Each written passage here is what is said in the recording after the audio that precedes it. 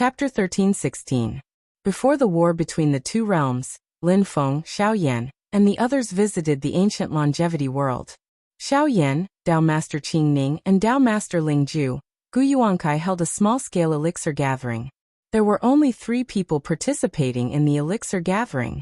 In terms of scale, it could hardly be called an elixir gathering. But in terms of the identity of the participants, whether it was Dao Master Qing Ning, Dao Master Ling Ju, or Xiaoyan, they were all the best alchemists in the divine land.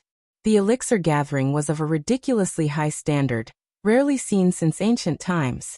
And the witnesses of the elixir gathering, Lin Feng, Gu Jun, and Yin Nanlai, were all of high status. In that elixir gathering, Xiaoyan defeated Dao Master Qing Ning and Gu Yuankai of the Taishu Temple and won. At that time, Gu Jun and Gu Yuankai were surprised and impressed by Xiaoyan's attainments in the way of alchemy. Before Xiaoyan, there were already innovations, but they were not comparable to the 10 Saints Golden Elixir, Longevity Elixir, Bodhi Elixir, and other top elixirs. Gu Jun and the rest all vaguely thought that as Xiaoyan's cultivation grew higher and he immersed himself in alchemy for a longer period of time, there would be a day where he would be able to be like Chong Huang, Xia Huang, Gu Huang, Yin Xinghe, Shariputa and the others back then, creating a new kind of top-notch elixir. However, they had never imagined that this day would come so soon. Although he had successfully achieved the primordial soul realm, his divine sense and dharma power far surpassed cultivators of the same realm, and his talent in alchemy was outstanding. Xiaoyan was still very young compared to the other seniors. Compared to the age when Gu Huang and the others created top elixirs like the longevity elixir, the current Xiaoyan was probably not even a fraction of their age. In Xiaoyan's long life in the future, how many new achievements he will have is something that no one can predict. While the possibility of Xiaoyan falling to the Tao did exist, with Xianmen Tianzong and his current momentum, it was not something that could be done by an ordinary person. When they thought of the 33 Heavens Fortune Immortal Pill that had suddenly appeared with Lin Feng, Gu Jun and Gu Yuankai couldn't help but sigh together. Everyone in the world knew that Xianmen Tianzong's Tao was profound, like the origin of the great Tao. There were many treasures in the sect, and its capital was strong. Now, its achievements in alchemy were enough to make the entire human cultivation world look at it. Gu Yuankai used his spiritual sense and magic power to analyze the profound sky multiverse golden elixir in front of him. He asked with interest, "What are the effects of this pill?" Although Gu Yuankai had been more inclined towards the Taishu Temple before, after the war between the two realms that had just ended, his attitude had begun to change. He was obsessed with the art of alchemy, so when he saw a brand new top-notch spirit pill that was comparable to his longevity pill and treasure lotus pill, his interest was piqued. Xiaoyan smiled. "If you want to consume this pill, it can also be used. When combined with the treasure lotus pill, it will be even more wondrous." Gu Yuankai's gaze flickered. Oh, the 2 top-notch spirit pills passed down by the ancient emperor were the longevity pill and the treasure lotus pill. The former was only effective for cultivators below the primordial divinity stage, but its effects could be said to be heaven-defying. As everyone in the divine land knew, cultivators in the golden elixir period could only live for 1,000 years. Although cultivators in the Yuanying stage could live longer, once the 3,600 years limit was up, if they couldn't attain the primordial divinity stage, they could only return to dust and return to dust. However, the ancient emperor's longevity pill could extend the lifespan of cultivators below the primordial divinity stage. Depending on the specific situation of the person who consumed it, the extended lifespan was also different. However, the longest recorded person's lifespan could be extended by 1,000 years. For cultivators in the Yuanying stage who only had a lifespan of 3,600 years, this was undoubtedly a great extension. Perhaps because of this extended lifespan, cultivators who were supposed to reach the end of their lives could successfully break through the bottleneck of the primordial divinity stage and achieve great freedom. A single pill could mean 2 completely different fates. Although it had no other effects, this effect alone was enough to make the longevity pill one of the top-notch spirit pills. However, it was not easy to refine the longevity pill, and there were many restrictions. Even within the ancient emperor's bloodline, they were unable to produce it on a large scale. The number of pills was always limited, and there were even gaps in history. Compared to the longevity pill, the other top-notch spirit pill, the treasure lotus pill, was not as famous. This was because this pill was similar to the golden elixir of the Taishu temple. Its main purpose was to help the descendants of the ancient emperor cultivate the primordial divinity technique of longevity. Those who consumed the treasure lotus pill could greatly assist them in cultivating the primordial divinity technique of longevity. Not only was it convenient for their daily cultivation, but it was also convenient for them to comprehend the Tao and break through bottlenecks. Aside from this main effect, the treasured lotus pill also had other effects. For those who did not cultivate the primordial way of longevity, it was also useful. However, it was not as famous as the golden elixir of the divine arrival great path. In this aspect, it was the same as the golden elixir of the primordial way.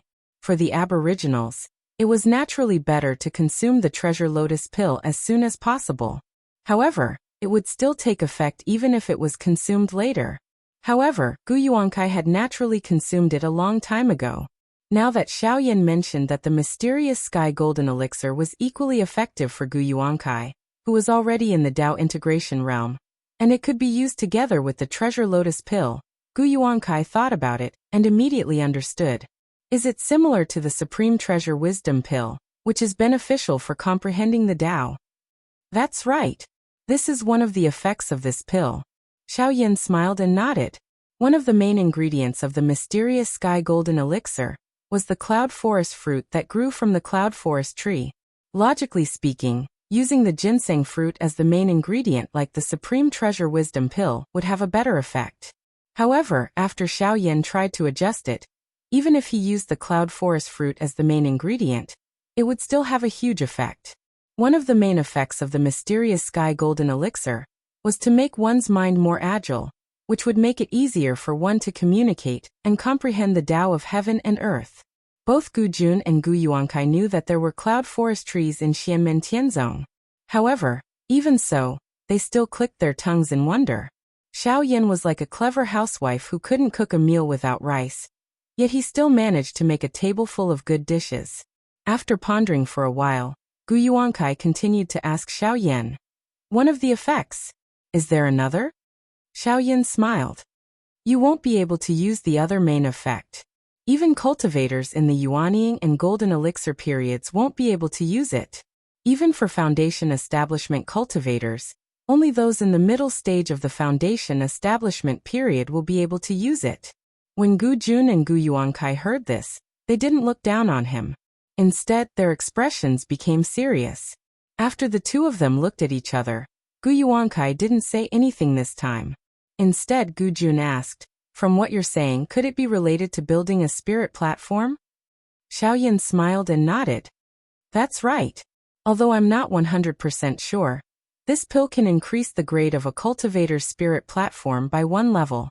The lower the grade of the spirit platform, the higher the chance of success.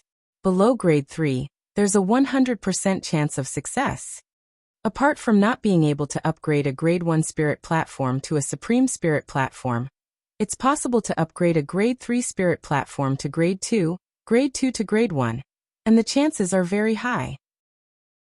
After hearing Xiaoyan's words, Gu Jun and Gu Yuankai were silent for a while. After the golden elixir period, the direct impact of one's innate aptitude on cultivators would gradually weaken. But why did people attach so much importance to innate aptitude?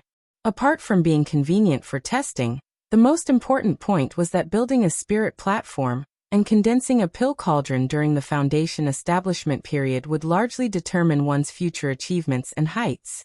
Although the direct impact would weaken, the foundation laid before would have an extremely far-reaching impact. A 9th grade spirit platform and a 9th grade pill cauldron meant that there was no hope of directly forming a core. After forming a yellow core, not to mention the Yuanying period, even passing the tribulation of attracting fire, and reaching the middle stage of the golden elixir period, was an extravagant hope. For a jade core cultivator, the middle stage of the golden elixir period was most likely their final destination. Only those with great luck would be able to pass the Yin-Win tribulation and reach the late stage of the golden elixir period. As for the Yuanying period, they didn't even need to think about it. To break through to the Yuanying period, one would need at least a 3rd or 4th grade spirit platform pill cauldron to form a vermilion core. However, it was extremely difficult for a vermilion core cultivator to pass the Void Thunder tribulation and successfully form a nascent soul. To form the best purple core, only a 1st or 2nd grade spirit platform pill cauldron would have any hope. Xianmen Tianzong's Book of Tao and Virtue was a direct inheritance of the 8 trigram scripture of the Great Way. As long as one succeeded in cultivating it, they could obtain a 1st grade spirit platform. It could be said to be an unprecedented feat. However, there was a prerequisite, and that was that one had to succeed in cultivating it. It was not without reason that Xianmen Tianzong had a high threshold for accepting disciples. Up until now, only when Wang Lin's foundation and physique had not changed qualitatively was he able to rely on his great comprehension and willpower to forcibly establish a 4th grade spirit platform, using the Book of Tao and Virtue. However, before the spirit platform had truly been established, it was interrupted by Lin Feng's intervention, causing Wang Lin to fall back to the early stage of foundation establishment. He didn't want Wang Lin to be overly hasty, which would cause his future cultivation to become increasingly difficult and narrow until it was cut off midway. For some people, the improvement of the middle stage of foundation establishment could have the effect of reversing their fate. When Xiaoyan was trying to figure out the mysterious Sky Myriad Wonders golden elixir, he added a leaf from the mysterious Sky Treasure Tree as one of the main ingredients. A leaf from the mysterious Sky Treasure Tree alone had the effect of improving the grade of the spirit platform. Back then, Yu Hongyan, Wang Lin, Yang Qing, and the others had all benefited from it. However, this effect was not stable. Rather than saying it was an improvement, it was more like giving people more opportunities. The main thing still depended on the cultivator themselves. However, after Xiaoyan had continuously ground it and smelted it into the mysterious Sky Myriad Wonders golden elixir, this profound effect had become an almost stable improvement. With such an effect, in addition to the effect of improving one's comprehension, it could be said that the mysterious Sky Myriad Wonders golden elixir lived up to its name. After a moment of silence, Gu Jun and Gu Yuankai both sighed. Gu Jun turned to look at Lin Feng and said with a sigh, "Your sect's Tao of alchemy has already surpassed countless predecessors. We are truly ashamed to have inherited the shadow of our ancestors." Gu Yuankai looked at Xiaoyan and said solemnly, "Other than your teacher, you can be called the #1 alchemist in the divine land. Even if the Tianqing Taoist of the Taishu Temple is still alive, when he created the great Tao of divine arrival golden elixir, the time he had cultivated and immersed himself in the Tao of alchemy was much longer than yours. If the last pill gathering could not be established, then now that the mysterious Sky Myriad Wonders golden elixir has appeared, there is no longer any dispute." Chapter 13-17. Lin Feng and Xiaoyan did not usurp the limelight. Gu Jun, Gu Yuankai, and the others were grateful, but they would not remain silent. The ancient race had inherited the ancient emperor's alchemy skills, and their high attainments were publicly acknowledged. It was fine if others did not know of their existence, but after the ancient race officially returned to the public's attention through participating in the war between the two worlds, everyone recalled the ancient race's achievements in the Tao of alchemy. At this moment, Gu Jun and Gu Yuankai's endorsement of the mysterious Sky Golden Elixir shocked the world once again. The power of the celestial sect of wonders had already caused the world to exclaim in admiration, and they even began to feel numb to it. In the eyes of the vast majority of people, the repeated successes of the celestial sect of wonders had already become a common occurrence. Only when something went wrong with the celestial sect of wonders would everyone be surprised. But when the news spread this time, it still shocked many people. This sect that had risen in an extremely short period of time had displayed an extremely vigorous vitality, making it difficult for people to belittle them because of their weak foundation. It was not just in terms of strength and influence. Xianmen Tianzong had displayed great strength in all aspects. They developed in many aspects and did not give people the feeling that they were weak. The rise of a powerful force under the leadership of a powerful person would sometimes make people worry that they would decline and suddenly fall like a meteor. In the past, Xianmen Tianzong would also make many people have such a feeling.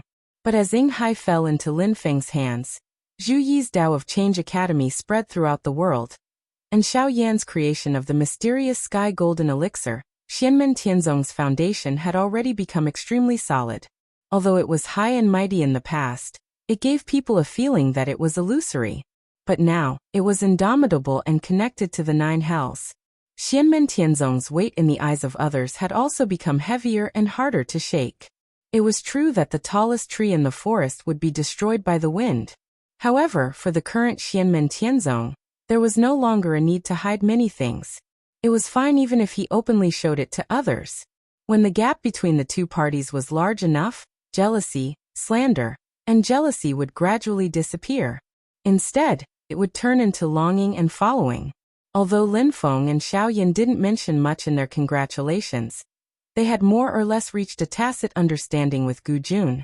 Although the wedding date was not set, the marriage between Xiao Yan and Xiao Zhen was basically confirmed.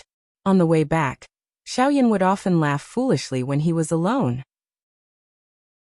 When Lin Feng saw this, he couldn't help but find it both funny and infuriating. They did not stay long in Longevity City. After congratulating him, they took their leave. The return of the Aboriginals to the Divine Land had a profound impact on the major forces other than Xianmen Tianzong, Taishu Temple, and the Shushan Sword Sect. If Gu Jun and the others wanted to reintegrate into the human cultivation world of the Divine Land, they would need to plan and use both carrot and stick. Among the forces that were on good terms with Xianmen Tianzong, there were those who established ties with the Aboriginals, and those who were hostile to them. After returning to Yujing Mountain, Xiao Yan prepared to return to Heavenly Gold Pavilion directly. On one hand, he would continue to refine the mysterious sky golden elixir, and on the other he would further fine-tune the pill recipe. In Xianmen Tianzong, there were some disciples who could benefit from this pill when they were building their beer. Moreover, not mentioning the effect of this pill in raising the grade of the beer, just increasing one's perception, and helping one to understand the Tao was already very valuable. Not counting the Taishang Treasure Wisdom Pill, which was difficult to refine due to the lack of raw materials, just the combination of the mysterious Sky Golden Elixir and the 33 Days of Fortune Immortal Pill had the effect of increasing one's perception. With the two added together, the effect would be quite significant. At this moment, Xianmen Tianzong was in a period of rapid development. It might be an exaggeration to say that it was changing every day, but the speed at which a large amount of potential was transformed into great strength was enough to blind everyone. Other than Xianmen Tianzong, the mysterious Sky Golden Elixir was a priceless treasure. Even the disciples of Taishu Temple yearned for it, not to mention the descendants of the other sections. However, before he stepped into the entrance of Heavenly Gold Pavilion, Xiao Yan's eyebrows twitched. The person who returned to the mountain is Little Huang? Why does he seem to have brought back a big demon? This demonic aura is so unfamiliar. It seems to be a demon that I have never come into contact with before. At this moment, there was a commotion in the Sky Desolate Valley. The disciples of the Sky Desolate Valley, as well as the many demons that resided here, were curiously gathered in a circle, staring at the huge beast in the middle. Beside the beast stood a young man. It was Huang Zhenting. He looked at Zhuge Wanqiu, who had come after hearing the news. "Senior sister, do you know this beast?" Zhuge Wanqiu sized up the beast and shook her head after a while. "I have never seen it before." Next to Zhuge Wanqiu, the Kuei Ox King snorted and looked at the nine-clawed Eagle King. "Eagle King, what is this?" The nine-clawed Eagle King shook his head. "I have never seen or heard of it in the vast land of infinite wilderness or the divine land." The Philian King, the Flying Snow Feather King, the Heavenly Snow Feather King, and the other demons were also confused. Zhuge Wanqiu said hesitantly, "It seems to be very gentle and not aggressive, although its demonic aura is that of a late-stage demon king." Beside her stood a little girl with hair as white as frost. It was her disciple Yi Xinxuan. She sized up the huge beast in front of her curiously, while secretly tugging at her master's sleeve. "Master, this big demon looks so cute. Although it is huge, it still looks very cute." As soon as she said this, the group of younger disciples of the Celestial Sect of Wonders actually all nodded at the same time. Especially the female disciples, Their faces revealed expressions of deep agreement. However, after hearing Yi Xinxuan's words, everyone raised their guard in case the beast in front of them suddenly attacked. After all, no one had ever seen this demon before. Although it looked a little dull, it was a genuine late-stage demon king. If Yi Xinxuan angered it and it went berserk, Yi Xinxuan would not be able to withstand it. Zhuge Wanqiu, Huang Zhenting, and the nine-clawed eagle king would have to take action. However, it turned out to be a false alarm. Although the great demon seemed to understand Yi Xinxuan's words, and even slowly turned its head to look at her, it still had a dazed look on its face. It lay on the ground lazily and did not move at all. Huang Zhenting smiled. This guy is very dull and lazy. As long as you don't really attack him, he won't get angry. Master entered the void battlefield to look for Eldershire and accidentally found a medium-class world. There are such demons living there. There are not many of them, and their strength varies. Master has eaten more demons than many of us have seen, but even he has never seen or heard of such a demon before. Huang Zhenting was smiling from ear to ear, but the nine-clawed eagle king, one-legged ox king, flying snow plume king, Philian king, and the other demon beasts shuddered at the same time and looked at Huang Zhenting with annoyance. Huang Zhenting didn't seem to notice anything. In fact, he had been following Shi Tianhao around Tianhuang mainland all these years and imitating him. He had eaten countless demon flesh and blood. So Master used his dermic powers to subdue the one with the highest cultivation, and asked me to bring it back to the mountain for the ancestral master to take a look. Perhaps the ancestral master would recognize this demon. Huang Zhenting continued, after careful observation, I found that this guy is quite easy to get along with.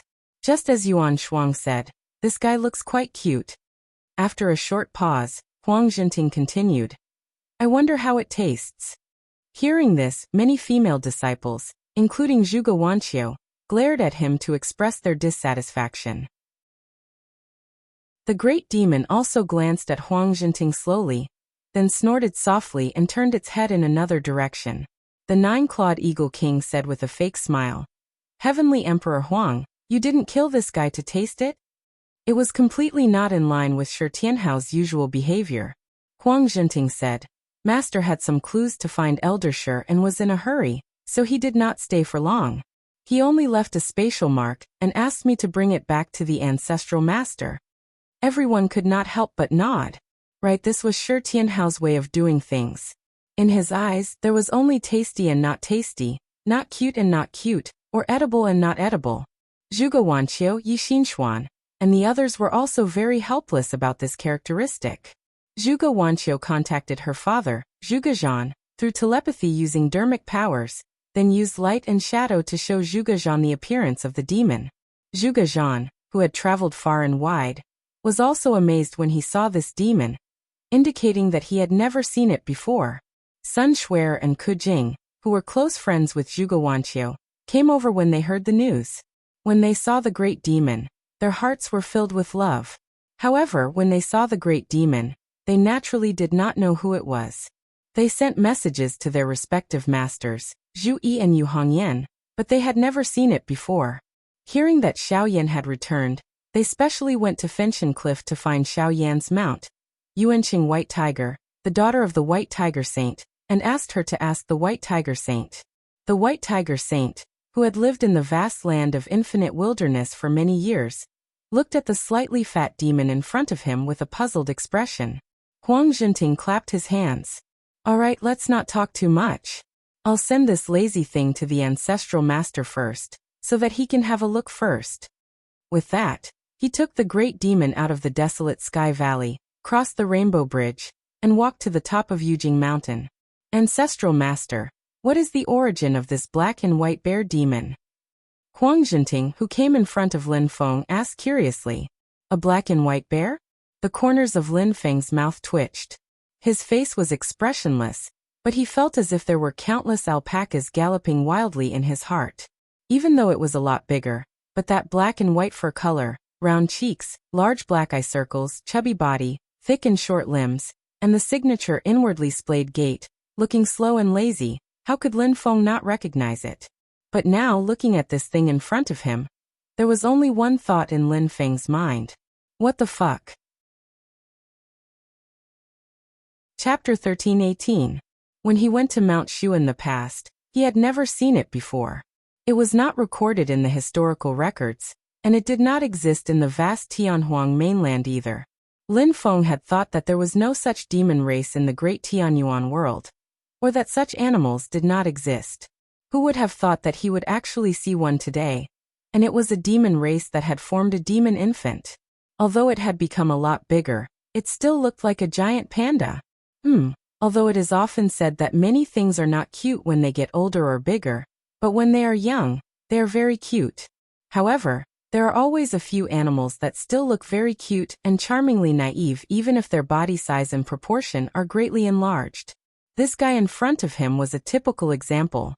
What was even more outrageous was that after this lazy guy became a demon, his race magic power actually had a bit of charm.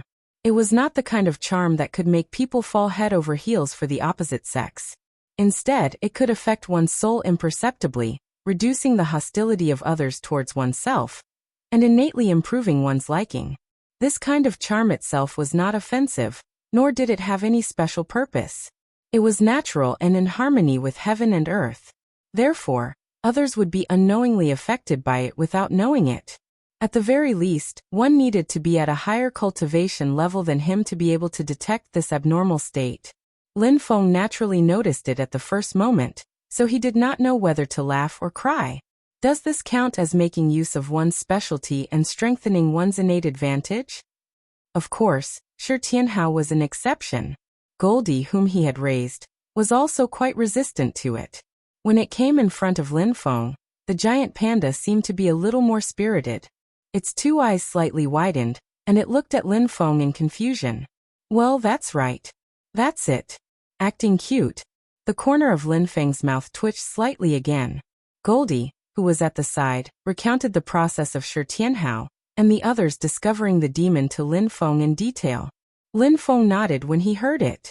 It turned out that it lived in an independent medium-class world that had little contact with the outside world. Although this medium-class world was connected to the Void Battlefield, the Void Battlefield was special. There were many medium-class worlds that no one had ever been to before, and no one knew when they would suddenly find one. However, such medium-class worlds were often very unstable, and could even collapse at any time. The stable medium-class world that the giant panda lived in, or the king of the underworld world that the underworld hall once occupied, belonged to the minority. Is it a race? Lin Feng thought to himself and sighed for a moment. Then he heard Huang Jinting ask curiously, "Ancestral Master, what kind of demon is this?" After a short pause he continued, "This demon can understand what we're saying. Master has asked them before, but they can't answer themselves. They can only call each other by their names, but they don't have a clear answer as to what kind of demon race they are." Speaking up to this point, Huang Jinting also felt that it was somewhat funny. In their words, they were too lazy to care, and had never come into contact with the outside world. Most of them only like to eat and sleep and eat. They don't even want to go out of the dimensional realm.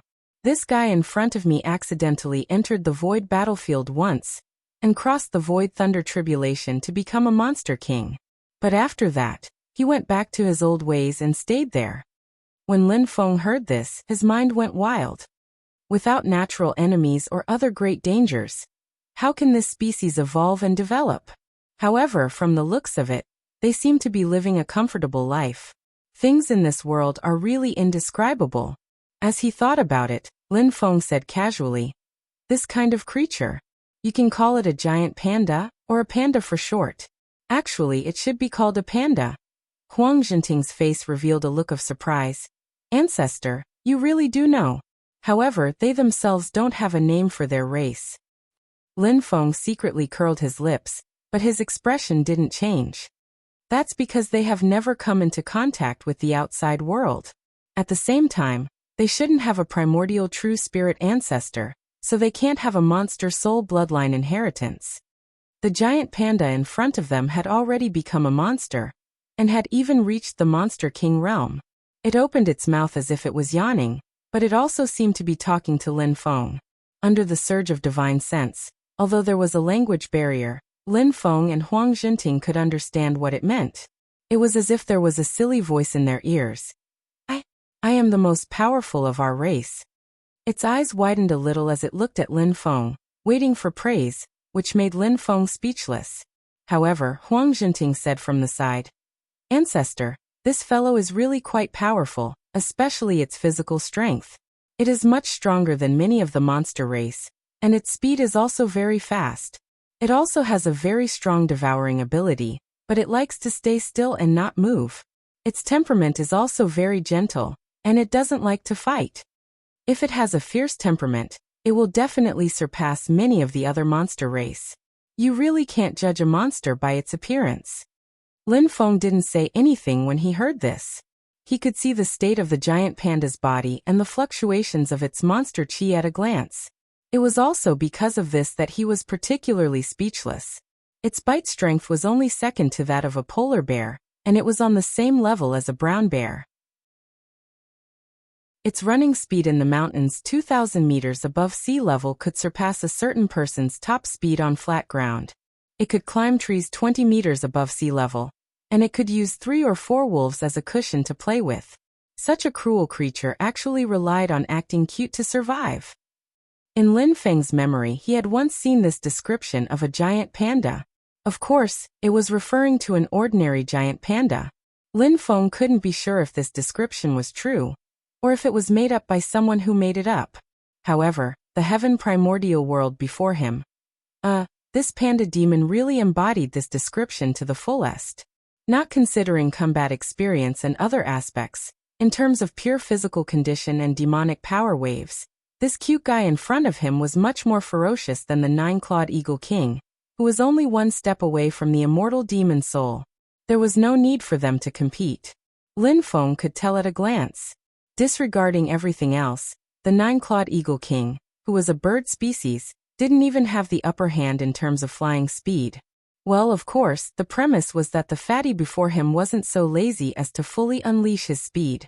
In terms of innate conditions, this fellow was better than many monster race. And this was under the condition that there was no primordial true spirit monster among its ancestors. Otherwise, its natural endowment would be even thicker. What's more, the fatty before him didn't even put in much effort to cultivate. Everything he did was natural. Although he had obtained the true essence of nature, in a sense, he was just relying on his natural endowment. If he could cultivate diligently like other top monster race members, his strength would be even stronger. However, such a ferocious fellow's natural supernatural power, in addition to strengthening the physical strength and the ability to devour food, was actually charming. In other words, it was acting cute. It's too shameful. Lin Feng shook his head repeatedly. Huang Jinting suddenly said, Ancestral Master, this giant panda's body is intertwined with black and white colors. It's a bit like the fusion of yin and yang. Lin Feng made a sound of agreement. That's right. This monster race uses techniques naturally. He was born with the fusion of yin and yang. It's just that he hasn't fully comprehended it yet. If he fully comprehended it, he would be able to form an indestructible monster soul. At that time, he might be able to form a new monster chi supernatural power. The yin and yang chi would revolve around his body to protect him and eliminate external attacks. After charming and adding a special defensive ability, there weren't many people in the same realm who could attack him. It was convenient for him to continue lying there lazily. The more Lin Feng spoke, the more he had the urge to pout. He looked at the giant panda in front of him. What's your name?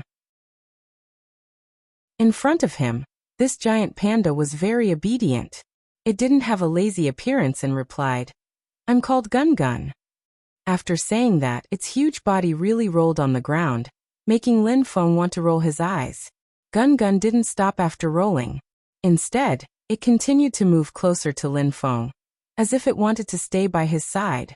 Others found them cute and couldn't bear to hurt them, but he felt that Lin Feng was very amiable. Lin Feng was well aware that this was because he had cultivated the book of Tao Te Ching to an extremely profound realm. The aura and concept of creation were very rich. His entire person was like the great Tao of creation, heaven and earth, making Gun Gun, who naturally admired nature, feel very close. Huang Jinting sighed in admiration and said, When he was in front of Master, he also looked like this. That's why when Master asked me to bring him back, he didn't resist at all. He was completely too lazy to resist? Lin Feng was angry and amused at the same time. An image appeared in his mind. Shi Tianhao was gesturing with his hands, wondering which part of this monster race he had never seen before was tastier. Meanwhile, Gun Gun was oblivious to its own situation, and was even affectionately sticking to Shi Tianhao's side, acting cute. Huang Jinting continued. Master also said that they have the true meaning of nature. Although they don't seem to feel it, they are good at evolving the yin and yang qi. That's why they are called yin-yang bears or tai chi bears. But today, I found out that they are actually called giant pandas. Hearing this, Lin Feng laughed dryly in his heart. Yin-yang bear, tai chi bear. Not bad. It seems like it's a lot better. While he was thinking, he suddenly heard Huang Jinting say excitedly, Ancestral Master, Master said that this kind of demon race is very suitable to be the mount of our sect's disciples. It's quite compatible with the Taiji diagram of the primordial spirit's incarnation in our sect's fundamental Taoist scripture. He said that this yin-yang bear called Gun Gun. No, it's a giant panda. It is the most talented of the monster race. Its cultivation is still low, but in the future, when its cultivation increases, it will be suitable for Ancestral Master. Hearing this, Lin Feng was dumbfounded.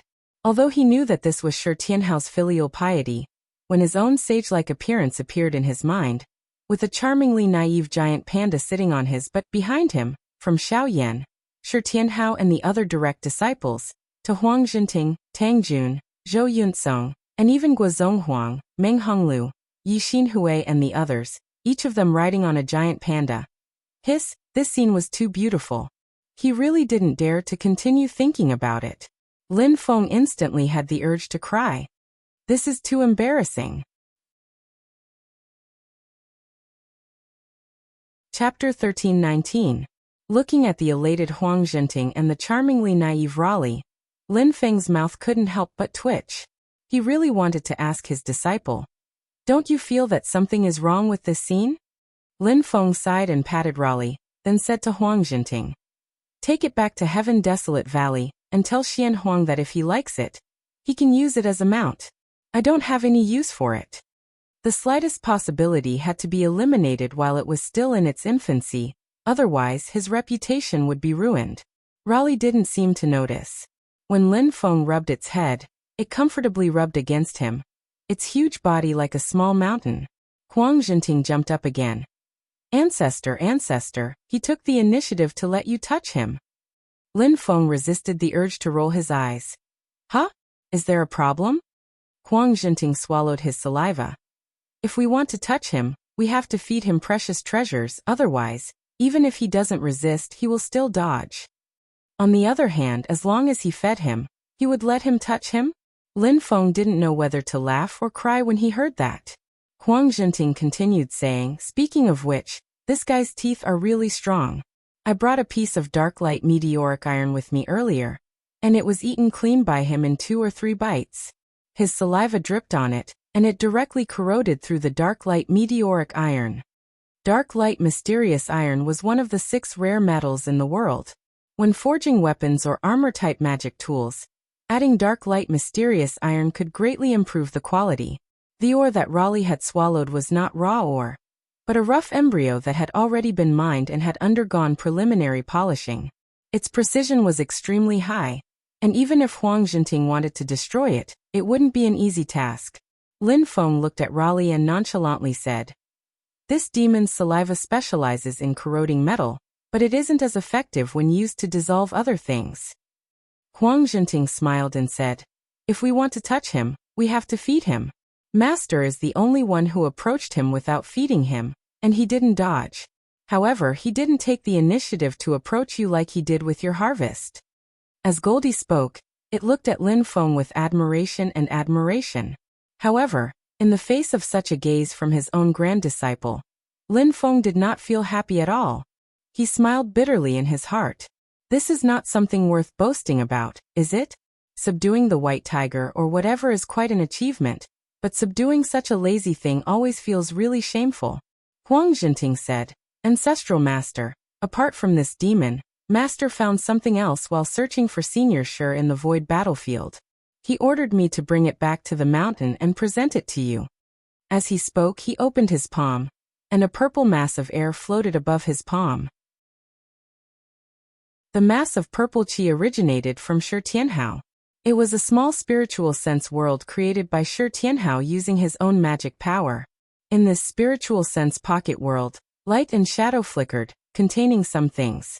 Lin Feng looked over and saw a long stone strip, which seemed to be about 2 feet long. The surface of the stone was engraved with some strange patterns that looked quite profound. The patterns were not complete, and the 2 ends of the stone strip were broken. It seemed to be a fragment of something. Apart from the stone strip, there was also a ring, which was obtained from the Golden Rock Great Sage. It was a ring that could restrain you to beasts. Huang Jinting said.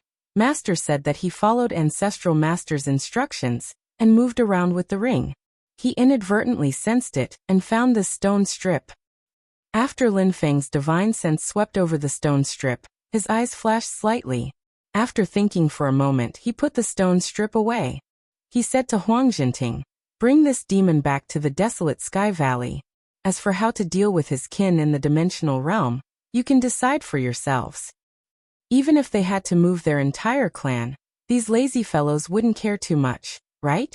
As long as they had food, sleep, and no danger, they didn't seem to care about where they lived. Speaking of food and sleep, Lin Feng looked at Raleigh, who was snuggling beside him, speechless. They had only talked for a while, but this fellow had actually fallen asleep here. This demon is very fond of sleeping. I already knew that, but it actually fell asleep in front of Ancestral Master. It really doesn't care about the occasion. Even the usually carefree Goldie felt a little embarrassed at this moment. He hurriedly used his magic power to sweep up the giant panda in front of him, then said goodbye to Lin Feng, and returned to the desolate Sky Valley. Lin Feng nodded expressionlessly.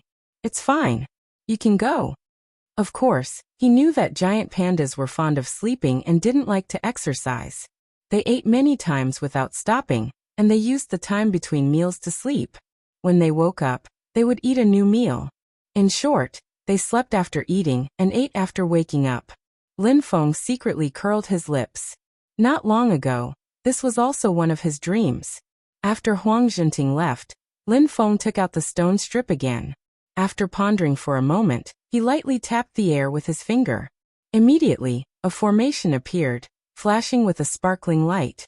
Lin Feng placed the stone strip and the ring into the formation. As the formation's light flowed, the 2 items instantly disappeared.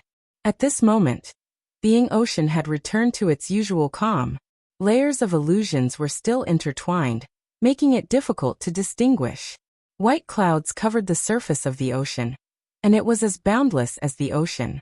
Lin Feng and Xianmen Tianzong didn't prohibit others from entering the Ying Ocean.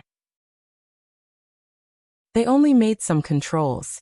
Forces that were on good terms with Xianmen Tianzong could enter. As for those who were not on good terms with Xianmen Tianzong, even if Lin Feng allowed them to enter, they would have to consider it. Especially the demon race. Demons were rarely seen in the Ying Ocean now, unlike in the past, where demons would often barge into the Ying Ocean through the realm passage that connected the East Sea to the vast Tianhuang mainland. The current Ying Ocean was no longer a place they could easily step into. The 3 immortal mountains Penglai, Yingzhou, and Fangzong had vanished once again. In addition to Penglai and Yingzhou, Lin Feng's Brontosaurus clone had also successfully refined the last immortal mountain, Fangzong.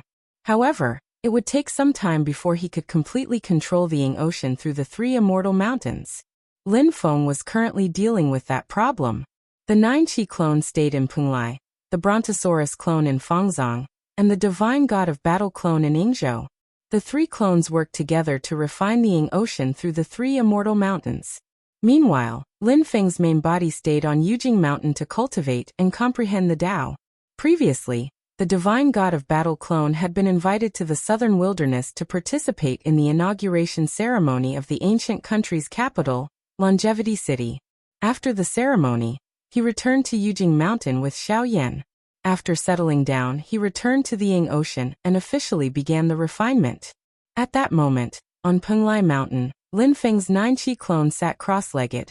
Light flashed in front of him, and a small formation appeared. The 9-chi clone focused on the refinement and didn't get up. Instead, he reached out to receive the stone strips and rings that appeared in the formation. Zenith Heaven. Lin Feng called out softly. A tall youth that was meditating opposite Lin Feng got up and came to Lin Feng's side. Master Lin. This tall youth was Zenith Heaven Yudu. At that moment, he stood there with a body of flesh and blood. It wasn't an illusion formed by demon power, or the power of the heavenly scarlet golden bead. It wasn't a 9-chi clone like Lin Feng, but a true body of flesh and blood. When the war between the two worlds came to an end and the Yudu race was defeated, Lin Feng found the Yudu skeleton that was originally made by Golden Rock Great Sage. He extracted a portion of the essence of flesh and blood from the corporeal body of Yudu that he slew and fused it with the skeleton, finally reconstructing the corporeal body of Zenith Heaven. The current Zenith Heaven was no longer a soulless existence. Instead, he had become a living Yudu beast. His divine arts and magic power were extremely powerful, and his potential was astonishing. To the current Zenith Heaven, he didn't lack power at all. What he lacked was the ability to control the power he possessed so that he could truly use it for himself. Even so, the Zenith Heaven who had just reconstructed his corporeal body, successfully ascended to the realm of the undying demon soul. He had been preparing all these years for this moment. The youth before him now looked exactly the same as when he was a human back then. It was the result of him transforming into a human. Lin Feng handed the stone strip to Zenith Heaven and said, Zenith Heaven, silently sense it. Zenith Heaven took the stone strip, and purple light markings appeared on his skin. His consciousness and demon power flowed into the stone strip. At first, there were no changes to the stone strip. As time passed, it began to tremble slightly. However, from the outside, it looked the same as usual, without any abnormalities. Zenith Heaven stared at the stone strip in confusion. It seems to be connected to me, but it's faintly discernible. I don't think it's because the stone strip is broken or incomplete, but it's always been like that. Lin Feng nodded and said, bring this item and this ring to Yingzhou Celestial Mountain. Find Ningwanga, and let her take a look at this stone strip. Zenith Heaven was a little confused, but he nodded and replied, yes, Master Lin. He then followed Lin Feng's instructions and quickly arrived at Yingzhou Celestial Mountain, through the teleportation formation set up between Yingzhou Celestial Mountain and Punglai Celestial Mountain. Other than Lin Feng's God of War clone, his third disciple, Wang Lin, and sixth disciple, Li Yuanfang, were also there. While Wang Lin was cultivating there, he was also comprehending the unpredictable Tao of illusion in Yingzhou Celestial Mountain. Meanwhile, Li Yuanfang was further comprehending the nameless ancient formation on Yingzhou Celestial Mountain, verifying it with what he had learned. Apart from them, Meng Xian and Ningwanga were also here. After the war between the two worlds ended, Ningwanga met Lin Feng, and then she stayed on Yingzhou Celestial Mountain to cultivate. Seeing that Zenith Heaven had specially come to look for her, Ningwanga's heart skipped a beat. She recalled what Lin Feng had said. Perhaps I can help you regain your memories. As expected, when Zenith Heaven handed the stone strip to Ningwanga, Ningwanga stood rooted to the ground as if she had been struck by lightning. The colorful halos around her body began to twist and tremble. After a while, the colorful halos around Ningwanga's body finally calmed down, and she came back to her senses. Lin Feng's God of War clone looked at her. Ningwanga said in a daze, the stone strip is broken, and the runes on it are incomplete. However, I'm sure that this item is related to me. Can we find something new with this stone strip as a clue? Lin Feng asked. Ningwanga came back to her senses and nodded. Yes. Chapter 1320. Lin Feng's God of War clone pointed at the Grand Luo standing at the side and said, this is my disciple, you can just call him Grand Luo. This stone slit is related to you, but it is also related to him. Both of you should use it as a clue and follow its directions to search for the place. Ningwanga was indifferent to this and nodded. I'm fine with it. She had a cold personality and was not used to interacting with others, but she was not averse to it either. The stone strip caused her heart to throb intensely. It was as if many things had surfaced in her mind, but they were all blurry and indistinct, making it difficult for her to see through them. Under such circumstances, she was certain that the stone strip was related to her missing memories. This matter was the only thing that bothered Ning Wanga, who did not care about anything else. The Grand Luo looked at Lin Feng. Lin Feng said, "Bring that ring with you and follow fellow Ning to the void battlefield. Now that you've successfully reconstructed your physical body, you can travel alone." "Yes, Master Lin." The Grand Luo bowed towards Lin Feng. Ning Wanga bowed and bade farewell as well. The two of them immediately descended the Yingzhou Immortal Mountain and left the Ying Sea. A human and a demon flew, breaking through the void and entering the void battlefield. Although the void battlefield was filled with danger, it was safe for the Grand Luo and Ning Wanga in most situations. Searching for someone or something in the void battlefield was like searching for a needle in a haystack. However, with a certain amount of clues in hand, the chances were much higher. The Grand Luo noticed that the stone strip, which did not seem to have changed much after he touched it, was now in Ning Wanga's hands. The patterns engraved on the stone strip lit up with a faint glow. The glow seemed to be the same as the multicolored light flowing around Ning Wanga's body, but the color and luster were much fainter. The Grand Luo became suspicious. Does this mean that there's some sort of connection between me and her? As he pondered, he flew in the void with Ning Wanga. The dark space before him flowed like a starry sky, brushing past the two of them. The feeling of reconstructing his body and being able to move freely in the void made the Grand Luo feel much more relaxed. He vaguely felt a sense of freedom. The confusion and distress that had been plaguing him previously also temporarily left him at this moment. Although he had a steady personality and had experienced many changes, he was still young at the end of the day. He still had the vigor of a young man. Ning Wanga also turned to look at Daoyuo. When Lin Feng mentioned that the stone in her hand had something to do with Daoyuo, she was also slightly surprised. She also wondered if Daoyuo had anything to do with her. However, Ning Wanga didn't think too much about it. She just wanted to use the stone to find new clues as soon as possible. By then, perhaps everything would be solved. As he flew, Ning Wanga conjured a series of hand seals to activate the stone strip in his hand.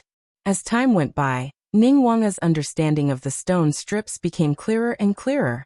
The light flickering on the stone bar became more intense and dazzling at this moment.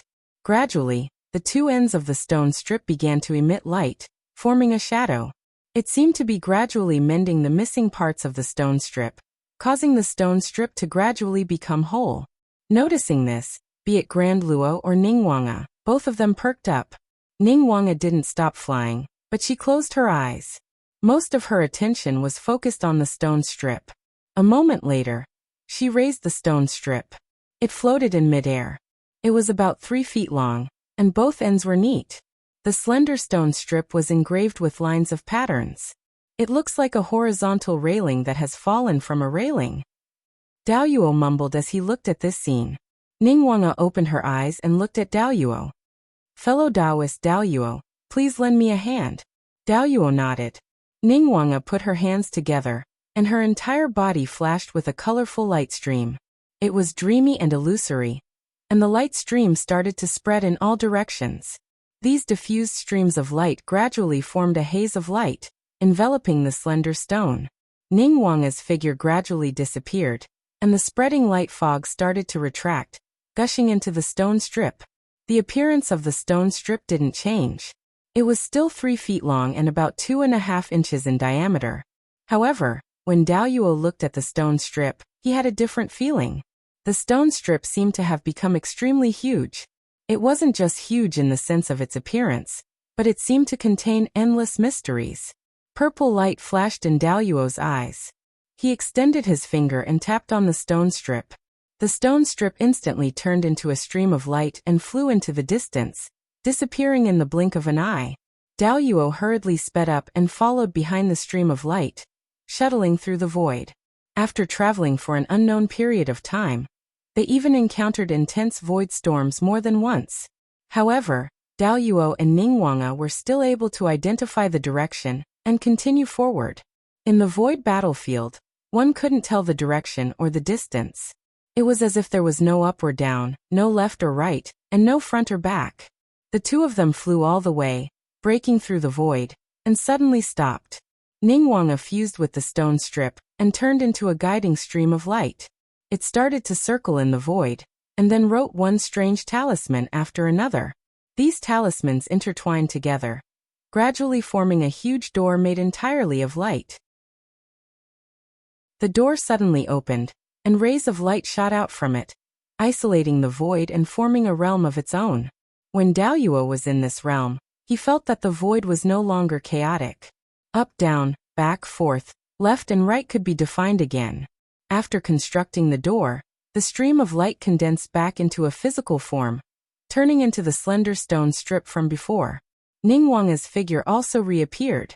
Ningguang looked at the door before her, and immediately walked in. Daoyuo didn't say anything and followed Ningguang in. After entering the door, the light gradually dimmed, and in front of them was a slightly dark foreign space. In this foreign space, there was nothing but emptiness. In the distant horizon stood a palace. There were many fences around the palace. However, these fences were now extremely broken.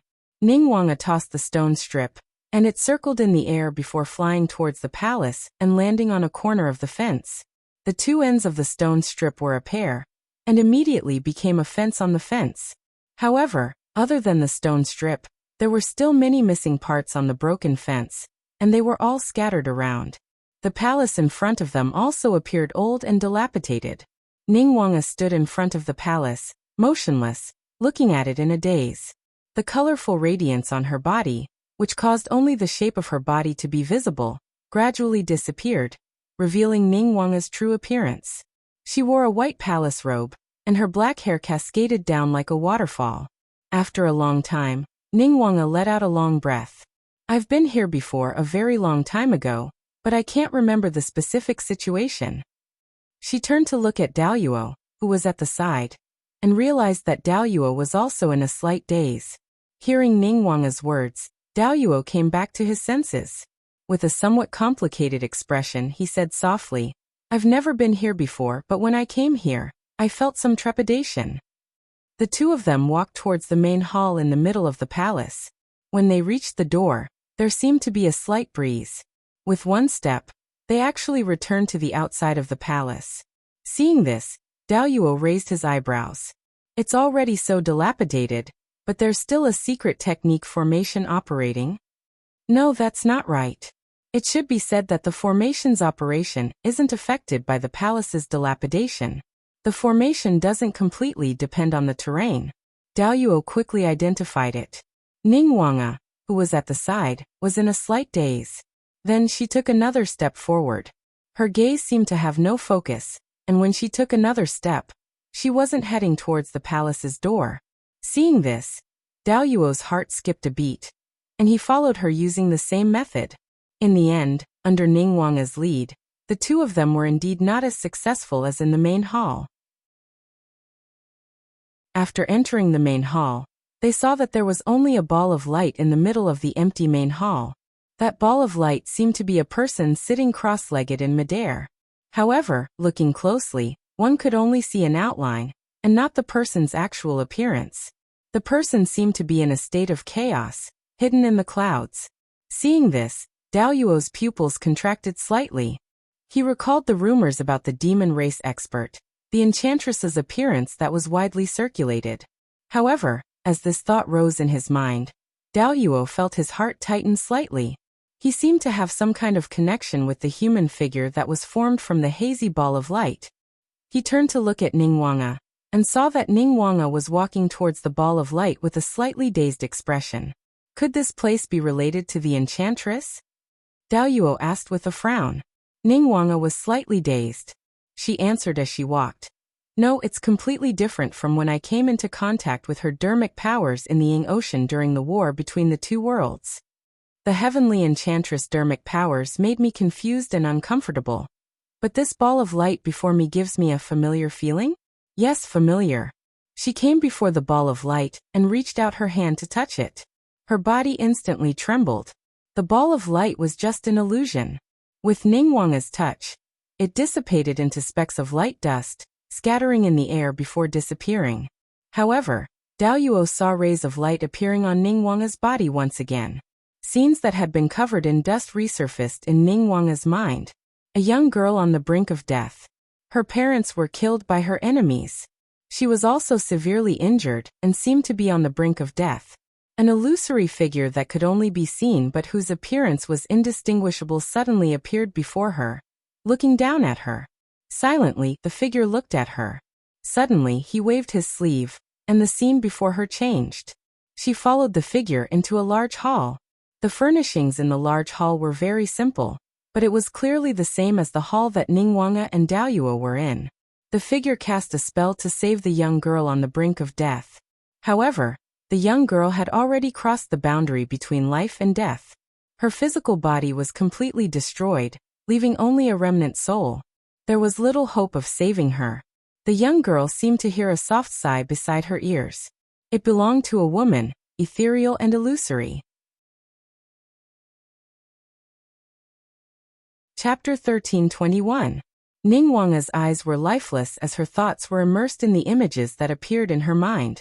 She felt as if she had become that girl who was left with only a remnant soul.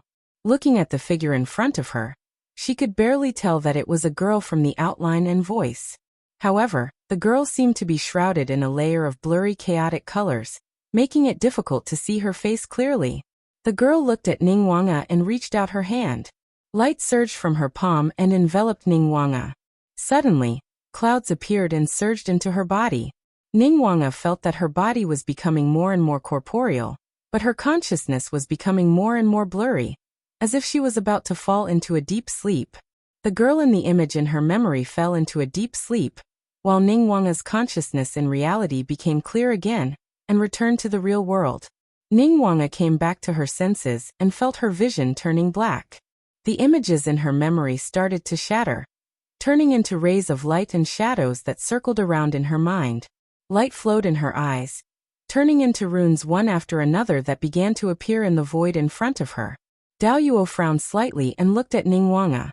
Ningguang let out a sigh. This is not the key place. Let's go somewhere else. Oh, from what you've said there are new clues? Daoyuo asked. Ningguang nodded. Light runes appeared in her eyes one after another. Following her gaze, it seemed to condense into a path that extended into the distance. These paths formed by the runes passed through the hall that the two of them were in, through this foreign dimension, and headed into the void in the distance. Ningguang and Daoyuo left the hall. Ningguang looked back and saw that because the light in the hall had dissipated, the entire hall was starting to deteriorate rapidly, as if it was about to turn into dust. She sighed softly. With a thought, a blurry light appeared and enveloped the entire hall. Being enveloped by the blurry light, the hall immediately stabilized and no longer shook. Although it still looked a little run down, Ningguang had no intention of making further changes. She only used her magic to protect the place and keep it the way it was when she first came in. Daoyuo stood at the side and watched this scene silently, not saying anything. After a short while, Ningguang turned around and left the precinct. Let's continue moving. After saying that, he headed in the direction of the path of light. On the other hand, Grand Luo followed behind her without a word and flew into the distance. We need to leave the battlefield of the void. Not far ahead, there should be a space barrier.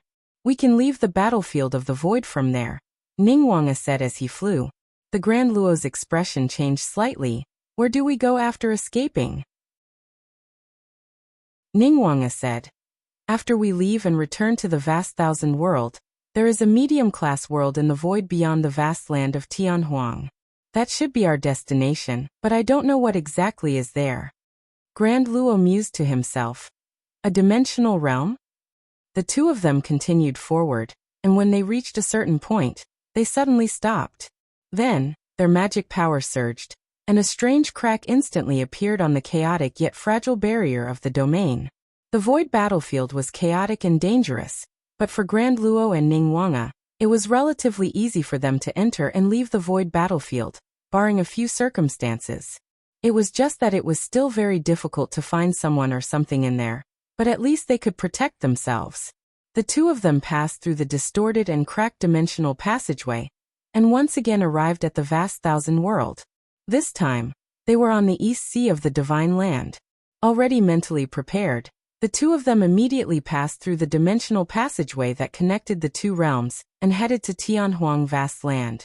After arriving at Tianhuang Vast Land, the two of them continued forward and arrived at a certain place.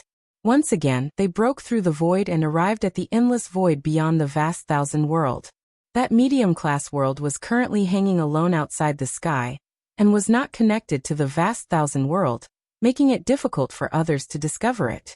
Only by relying on the clues and senses that Ningguang had obtained, the two of them managed to find the place.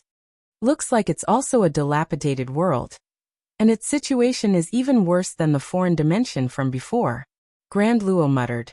Moreover, this medium-class world seems to have experienced a great battle. Ningguang nodded. That's right. The natural lifespan of this medium-class world should be very long. Now that it's so dilapidated, it's because there were powerful figures fighting here. The strength of both sides is enough to easily destroy this dimensional realm. But this dimensional realm should have some sort of protective array formation or spell. Although the array formation or spell has been destroyed, it still allows this dimensional realm to be preserved. Lin Ming sighed. As they analyzed the medium-class world before them, the two of them approached it. When the two of them attempted to enter the medium-class world, beams of light suddenly lit up before them, causing the void to distort.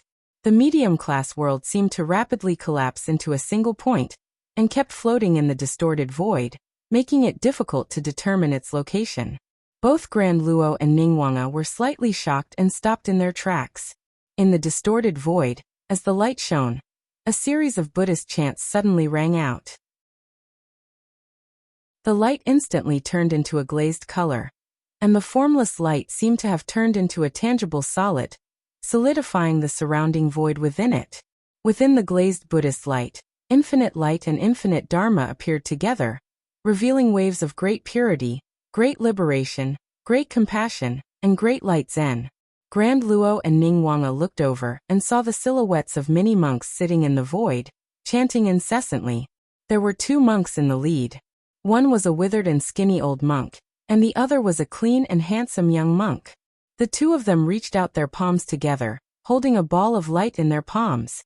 The light formed a world of its own, manifesting a boundless Buddhist land, countless stupas, and countless arhats and bodhisattvas. It was the great magical power of the Buddhist kingdom in the palm. The two monks used the Buddhist kingdom in the palm together. The two Buddhist lands were independent of each other, but in terms of power, they gave off the feeling that they came from the same source. The two seemingly separate worlds seemed to be the same Buddhist Pure Land. Golden lotuses spread out, filling up the void. The point where the medium-sized world had collapsed was within the Buddhist kingdom in the palm. It seemed to be gradually returning to its original state, no longer in a state where it could not be captured or touched. Above the two monks was a towering mountain. The mountain was extremely majestic and tall, as if it occupied the entire void. It was so huge that it was indescribable. Grand Luo thought of what Lin Feng had taught him all these years, and his brows rose. Mount Meru. The appearance of this towering mountain was the image of the number one treasure of Buddhism in the past, Mount Meru. When Mount Meru descended, it was as if no matter how tall an existence was, it would be suppressed to the point of lowering its head. No matter which direction it fled in, it would be difficult to escape the range of Mount Meru, and it would still be suppressed under the mountain. The huge mountain shone with boundless Buddhist light, and its entire body was transparent like glaze. The only strange thing was that there was an 8 feet deep crater at the top of the mountain, but it did not affect the power of this powerful creation treasure. The two supreme elders of Buddhism displayed their Buddhist kingdoms in their palms, fusing with the strength of Mount Meru. Because of this, a bizarre scene appeared. The two Buddhist kingdoms were clearly separated in two different directions, but they actually seemed to become one. Together with Mount Meru, they suppressed the dimensional realm in the void. That medium-sized world could no longer hide in the void, and so it opened up once again, turning into a medium-sized world that looked like a black sphere. On the surface of the black sphere, black and purple runes flowed endlessly, intertwining and moving. From within, an earth-shaking demonic power burst out, isolating the Buddhist light, and preventing it from being refined. For a moment, both sides fell into a stalemate. Neither could do anything to the other, and they could only continue to pull back and forth. Seeing this, Ningguang could not maintain her calm expression. She looked around. This seems to be the battle that happened in this medium-sized world back then. For the light and shadow of the battle to remain until now, one can only imagine how intense the battle was back then. However, since it was a battle between Buddhism and humans, and Mount Meru still exists, then this is at least something that happened during the previous war between the two worlds, or something that happened before. Grand Luo said slowly, I'm afraid it's something that happened during the previous war between the two worlds. Ningguang looked at him, and Grand Luo's gaze wavered slightly. The ritual restriction that was placed on that medium-sized world came from the Yudu race. Master Lin once mentioned to me that during the previous war between the two worlds, Buddhist cultivators received news from Taishu Temple and attacked the medium-sized world where Empress Nether lived. Their original intention was to stop Empress Nether here, but they didn't know that Empress Nether was pregnant at that time and was about to give birth. In the end, after a huge battle, the protective restriction wasn't broken, but Empress Nether was weak after giving birth, and her life force was used up in the stalemate, and she died. That was why Yohuang's army came to the Great Thunderclap Temple. Grand Luo looked at the medium-sized world in front of him, and his expression was slightly stunned. This medium-sized world is like the blackboard world that the Yudu race's capital city used, completely isolated from the outside world. It must be used to guard against the Taishu Temple's Haotian mirror, but why was its location still determined by Taishu Temple? He walked forward step by step, and the light and shadow in front of him gradually dissipated. The void returned to normal, and the appearance of the medium-sized world appeared again. Ningguang looked at Grand Luo worriedly, and followed closely behind him. The two of them entered this medium-sized world together, and the moment they entered, Grand Luo's body shook violently. Countless purple light patterns flashed in his eyes, and his black hair turned silvery white. Large amounts of silvery white hair also appeared on his back. 3 long horns stood on Grand Luo's forehead, and purple light patterns covered his body. The teeth in his mouth also became as sharp as a dragon's or a wolf's, and he uncontrollably reverted to his original form. Although Ningguang also felt that there was a large amount of familiar aura in this medium-sized world, she was still slightly shocked when she saw Grand Luo's appearance. You! Grand Luo howled at the sky, and countless lights and shadows swayed in his eyes, forming images. After a long time, the howling stopped. Grand Luo's voice was slightly low, and it seemed to be emotionless. I was born here. Chapter 13:22. Grand Luo's expression was calm, but his flickering gaze showed that he wasn't as calm as he looked. Instead, his emotions were like raging waves. Ningguang looked at Grand Luo in shock. Connecting this to what Grand Luo had said, she couldn't help but have many guesses. Dao friend Grand Luo you. Ningguang felt her voice was a little dry. Grand Luo turned to look at her, and smiled with an indecipherable meaning. To me, this is where I came from. Here, the memories that were sealed and worn away because of my many reincarnations have finally become clear. Ningguang looked at De Luo, and De Luo looked around at the dimensional realm that the two of them were in. He muttered, When I was born, my mother passed away. In truth, I have never seen what she looked like. But luckily, Father Emperor left some traces in my mind, so that I can know what my mother looked like. A beam of light shot out from his right eye and condensed into a light image in the void. It was a blurry and chaotic figure. One could only see its silhouette, but it was hard to see its true appearance. Ningguang's body trembled slightly. She looked at the figure and fell silent. Grand Luo's expression was also a little gloomy. The figure in front of them looked exactly the same as the light image they had seen in the hall in the foreign dimension. The fog gradually dissipated, revealing the figure of a woman. She was extremely beautiful, but there was a hint of stubbornness in between her brows. It made her look very heroic. She stood there, but she gave off a feeling of being erratic. It was as if her exact location couldn't be determined. She was ever-changing and omnipresent. Ningguang looked at the woman, and a familiar feeling rose in her heart. However, she was also filled with confusion. Grand Luo looked at the woman in front of him, and his eyes revealed sadness. He said softly, I was wondering how Taishu Temple could determine the location of this place. But now I understand. Mother isn't from the Yudu race. Although most people in the Yudu race have accepted her as father's empress, there are still a few who insist on the theory of pure blood. Their leader is Uncle Zhaoling. Ning Wanga didn't say anything. Although she had been isolated from the world and lost many of her memories, she still knew some things that the world knew. De Ling was Yudu, the younger brother of Yuhuang's celestial sea. They were very close by blood. Before the war between the two worlds, he was a famous Yudu race that had declined in cultivation. After the war, he had gone missing. Everyone thought that Forsaken Mountain Range Yudu had gone into seclusion with the other Yudu, but in the war between the two worlds, Yudu race had returned to the boundless worlds, and Forsaken Mountain Range Yudu still hadn't appeared. When Lin Feng had broken Yudu Royal City with one sword, Beetle Ridge Yudu had never appeared. After the battle, it had even caused many speculations in the human cultivation world of the Divine Land. The mainstream view was that Devil Mountain Range Yudu had tried to experience the calamity and failed.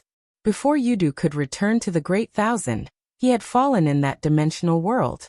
Grand Luo said softly, Uncle Forsaken Mountain Range was personally executed by my father in a fit of rage. Ning Wanga sighed when she heard that. Grand Luo looked towards the distant dimensional world, but his gaze seemed to have no focus. After I was born, my father decided to send me into reincarnation using a secret technique. He also entrusted the hope of the Yudu race returning to the boundless worlds and controlling the spirit sea to me. I must have disappointed him? Grand Luo's lips twitched. He seemed to be smiling, but it seemed more like he was mocking himself. It's just that I'm getting more and more lost now. Before today, although I was reborn as a demon, deep in my heart, I still saw myself as a human. Be it Grand Luo Yudu or Luo Yao, they were all me. A name was just a title. Although I know that Master Lin and I ruined my father's plan, I don't regret it. Grand Luo's gaze was complicated. But today, everything has flooded into my mind again. I suddenly feel like I can't see clearly anymore. As a human, I don't think there's anything wrong with what I did before. I really want to say that my life is my own. And I don't need anyone to arrange it for me. Not even my father who gave me life. The past life is the past life, and the present life is the present life. But is that really the case? Ning Wanga looked at Grand Luo hesitantly. Grand Luo seemed to know what she was thinking. He smiled and said with a calm expression, There's no need to look at me like that. I've said it before. Before today, although I was confused about my identity, I don't regret anything I did, and I don't think I did anything wrong. Naturally, I don't blame Master Lin. On the contrary, I only have respect for Master Lin. Regardless of what happened in the past life, in this life he was the one who made me. Ning Wanga didn't say anything. Although she was also confused about her own identity, she got along well with Lin Feng and Wang Lin before. Hearing Grand Luo's words, she couldn't help but feel worried. Dao Yuo continued.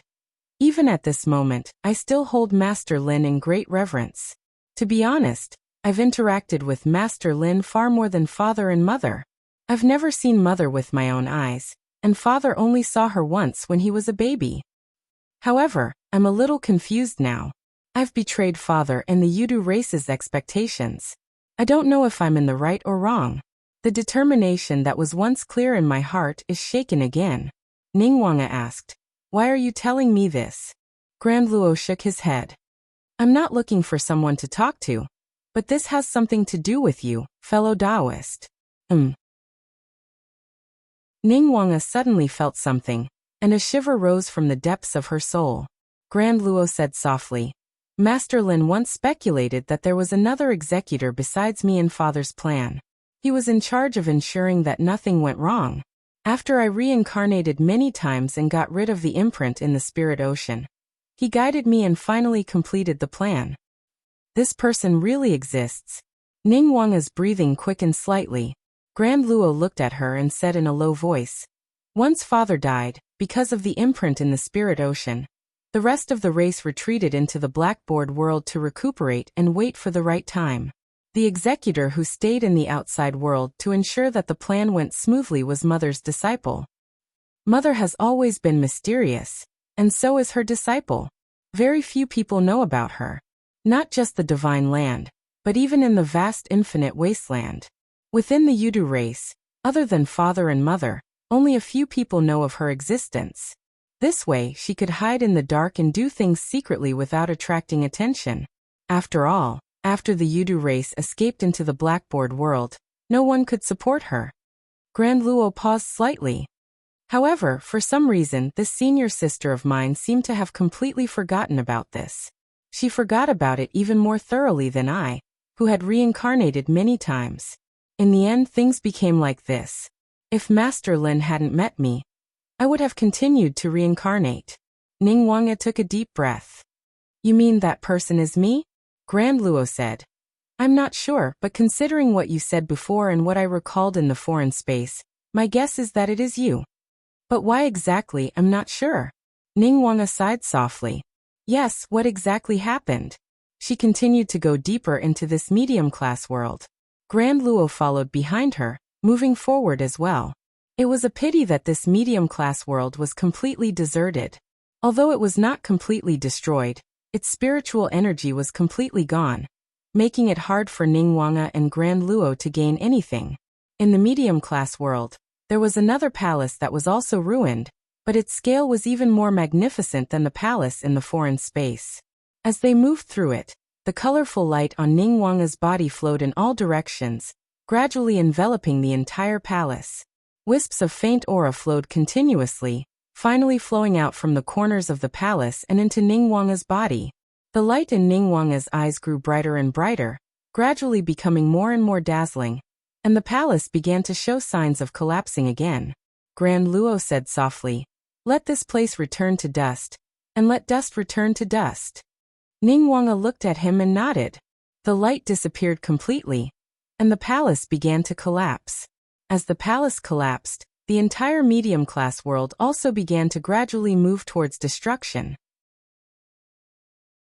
Terrifying cracks spread and intertwined between heaven and earth, and it was on the verge of shattering. Ning Wanga was the first to exit the pocket dimension. When he turned around, he saw the Grand Luo walking out slowly as well. Behind him, the pocket dimension was slowly collapsing and being destroyed. Grand Luo said, "Looks like you've gained something new. Let's go." Ning Wanga said, "Perhaps you can return to Yingxi's Penglai Immortal Mountain and meet Sect Master Lin to sort out your thoughts. I've already told Master Lin what I've recalled, and what happened just now through Transcendence Energy Voice Transmission." Grand Luo shook his head and said, "It's true that I've already figured out most of the things I wanted to figure out here. However, I'll still follow you to continue searching. I'd also like to see if Mother left anything behind back then." Ning Wanga did not say anything else. As she changed her hand seals, rays of light lit up in her eyes, continuing to point into the distance. Seeing that the light kept on distorting in the void space, as if it had fallen into disorder, but it continued moving forward into the darkness, Ning Wanga and Grand Luo understood. Are we going to enter the void battlefield again? The two of them flew together, breaking through the void realm once again and stepping into the Sky Sea, which was the most chaotic of the 7 seas of Tianyuan. This time, the two of them encountered a void storm head-on, stirring up the space into a state of chaos. Even with their transcendence and transcendence energy, they had to put in all their effort to ensure their safety. However, after breaking through the void storm, the two of them got back on track and continued towards their goal. However, due to the void storm, their sensory abilities were affected to a certain extent. When they resumed their journey, they could not help but frown and look to the side.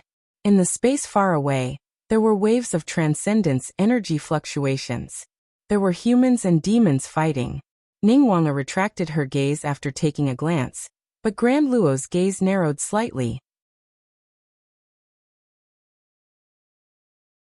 Chapter 1323. Grand Luo looked into the distant void, and the first thing he saw was a familiar face. When he was young, that middle-aged man had given him plenty of help and guidance.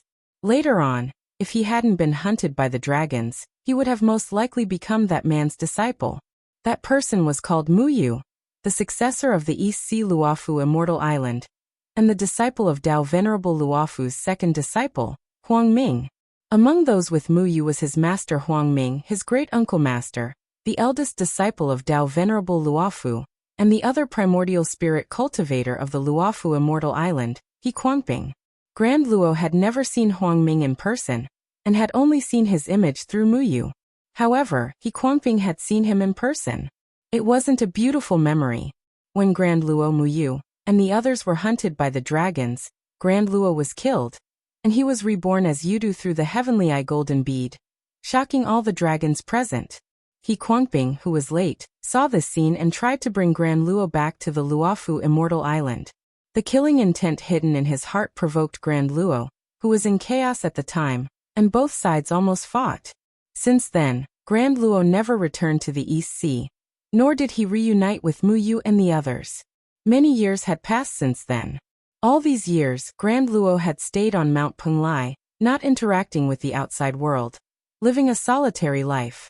While he felt lost about his past and future, he would often think about the past when he was Luo Yao, a human cultivator, who couldn't be any more ordinary.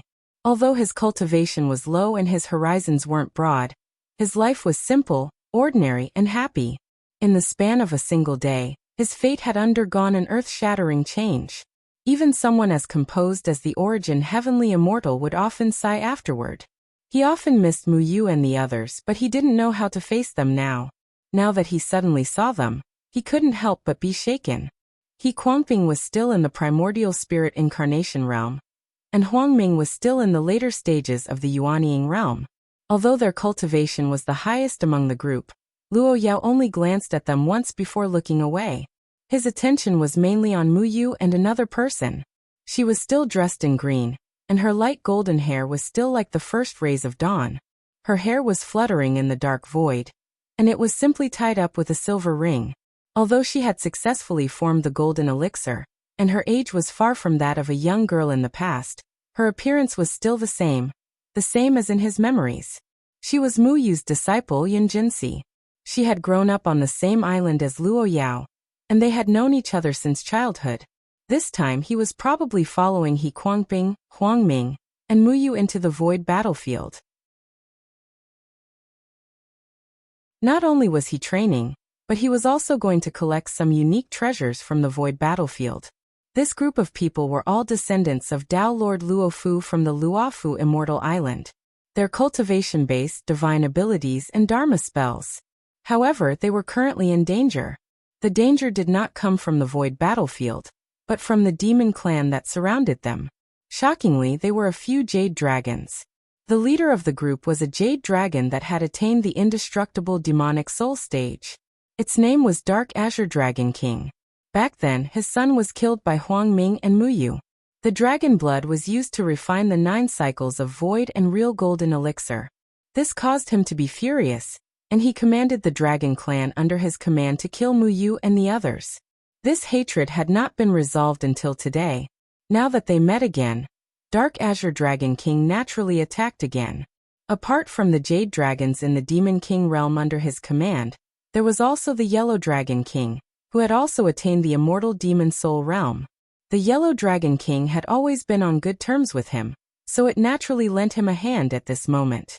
In the previous war between the two worlds, the Dragon Clan had actually been extremely aggrieved, and now it was a good time to vent their anger. The Yellow Dragon King entangled He Kuangping, who was in the primordial soul stage, while Dark Azure Dragon King had pounced on Huang Ming, Mu Yu, and the others who were in the Yuanying stage. He Kuangping and the others entered the void battlefield not without any preparation. After all, this was one of the few natural dangerous places in the great Tianyuan world. Before entering the void battlefield, for their safety, Tao Master Luo Fu lent his disciple an incarnation-level magic treasure, and brought it into the void battlefield. Now that He Kuangping had given up on using the Dharma treasure himself, he gave it to Huang Ming and the others to protect them. Fortunately, Huang Ming and the others could barely hold on, but the situation was still precarious. After all, Huang Ming, who was in the late Yuanying stage, could not fully unleash the power of the Dharma treasure. Facing Dark Azure Dragon King, it seemed like he would be destroyed in an instant. Mu Yu Yinjinsi, and the others followed behind him, their eyes faintly revealing despair. Seeing this scene, Grand Luo sighed. His figure turned into a purple flowing light and walked in the void. When he released his demonic power, Dark Azure Dragon King, He Kuangbing Mu Yu, and the others were all shocked. Then, they saw a huge Yudu beast step through the void and slowly stretch its body out. Its aura was extremely terrifying. Whether it was Dark Azure Dragon King, the Yellow Dragon King, or He Kuangbing, they all felt their hearts tremble when facing the Yudu beast before them. What the hell? Why would a Yudu beast suddenly appear here? And its divine arts and demonic power are so strong. Dark Azure Dragon King cursed in his heart, but he tried his best to maintain a calm expression. He stopped what he was doing and said carefully, "How should I address you?" Although the dragon race and the Yudu race weren't on good terms, when the Yuhuang race ruled over Infinite Wasteland, at least the dragon race dared to leave the Xianhai Sea. However, at the end of the war between the two worlds, because the human race had a greater advantage in victory, they continued to push forward in Tianhuang continent. To curb the situation, the dragon race, Yudu race, and the primordial devil ape race worked together to a certain extent to stop the human race's advance. Now, the relationship between the dragon race and the Yudu race wasn't good. But facing the pressure brought by Lin Feng and the Divine Land, they restrained their emotions and wouldn't easily start a conflict. "I can hand this primordial spirit realm cultivator to you, but these Yuanying humans killed my son and used his blood to refine medicine. I won't let them off, I will personally kill them." As Dark Azure Dragon King spoke, the Yudu beast in front of him let out a low growl.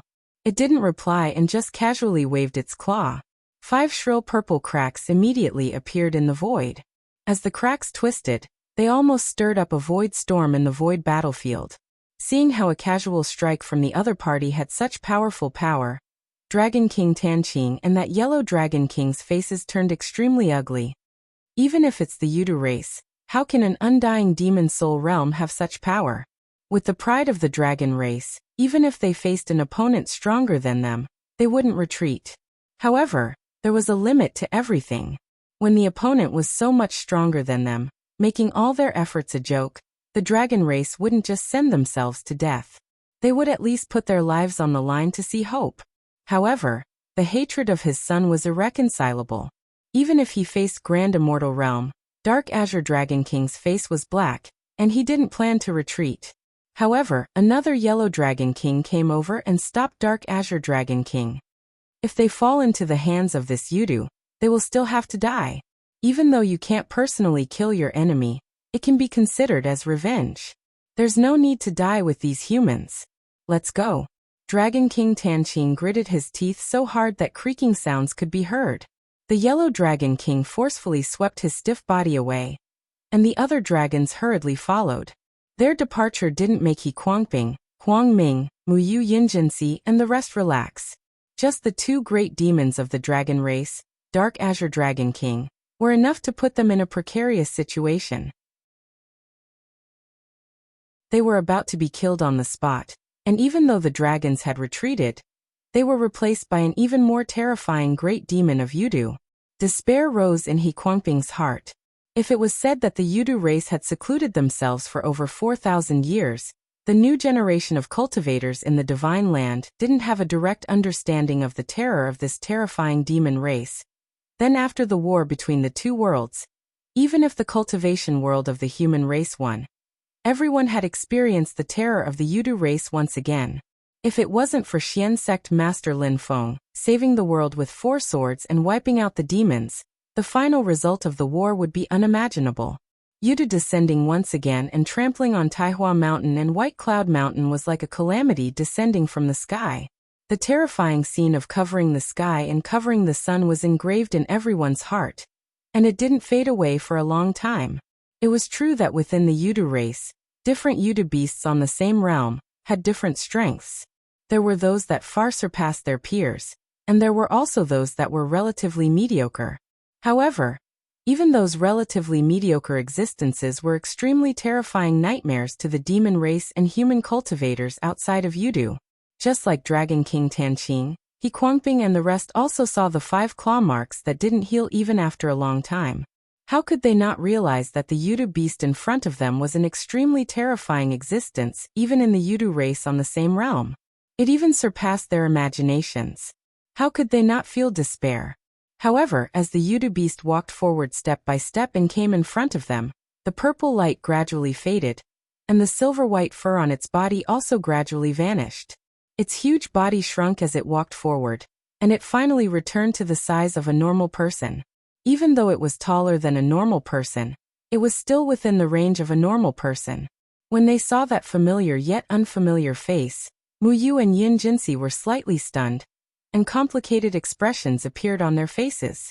Mu Yu's gaze was filled with the joy of reunion, as well as the relief of seeing an old friend safe and sound. It warmed Great Luo's heart.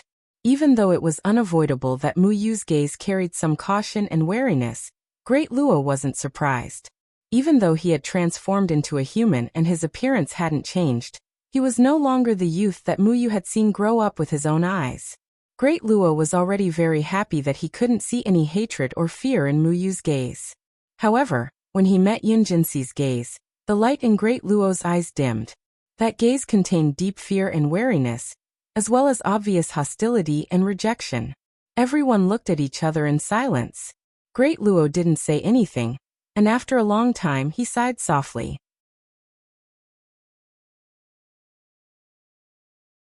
Chapter 13:24.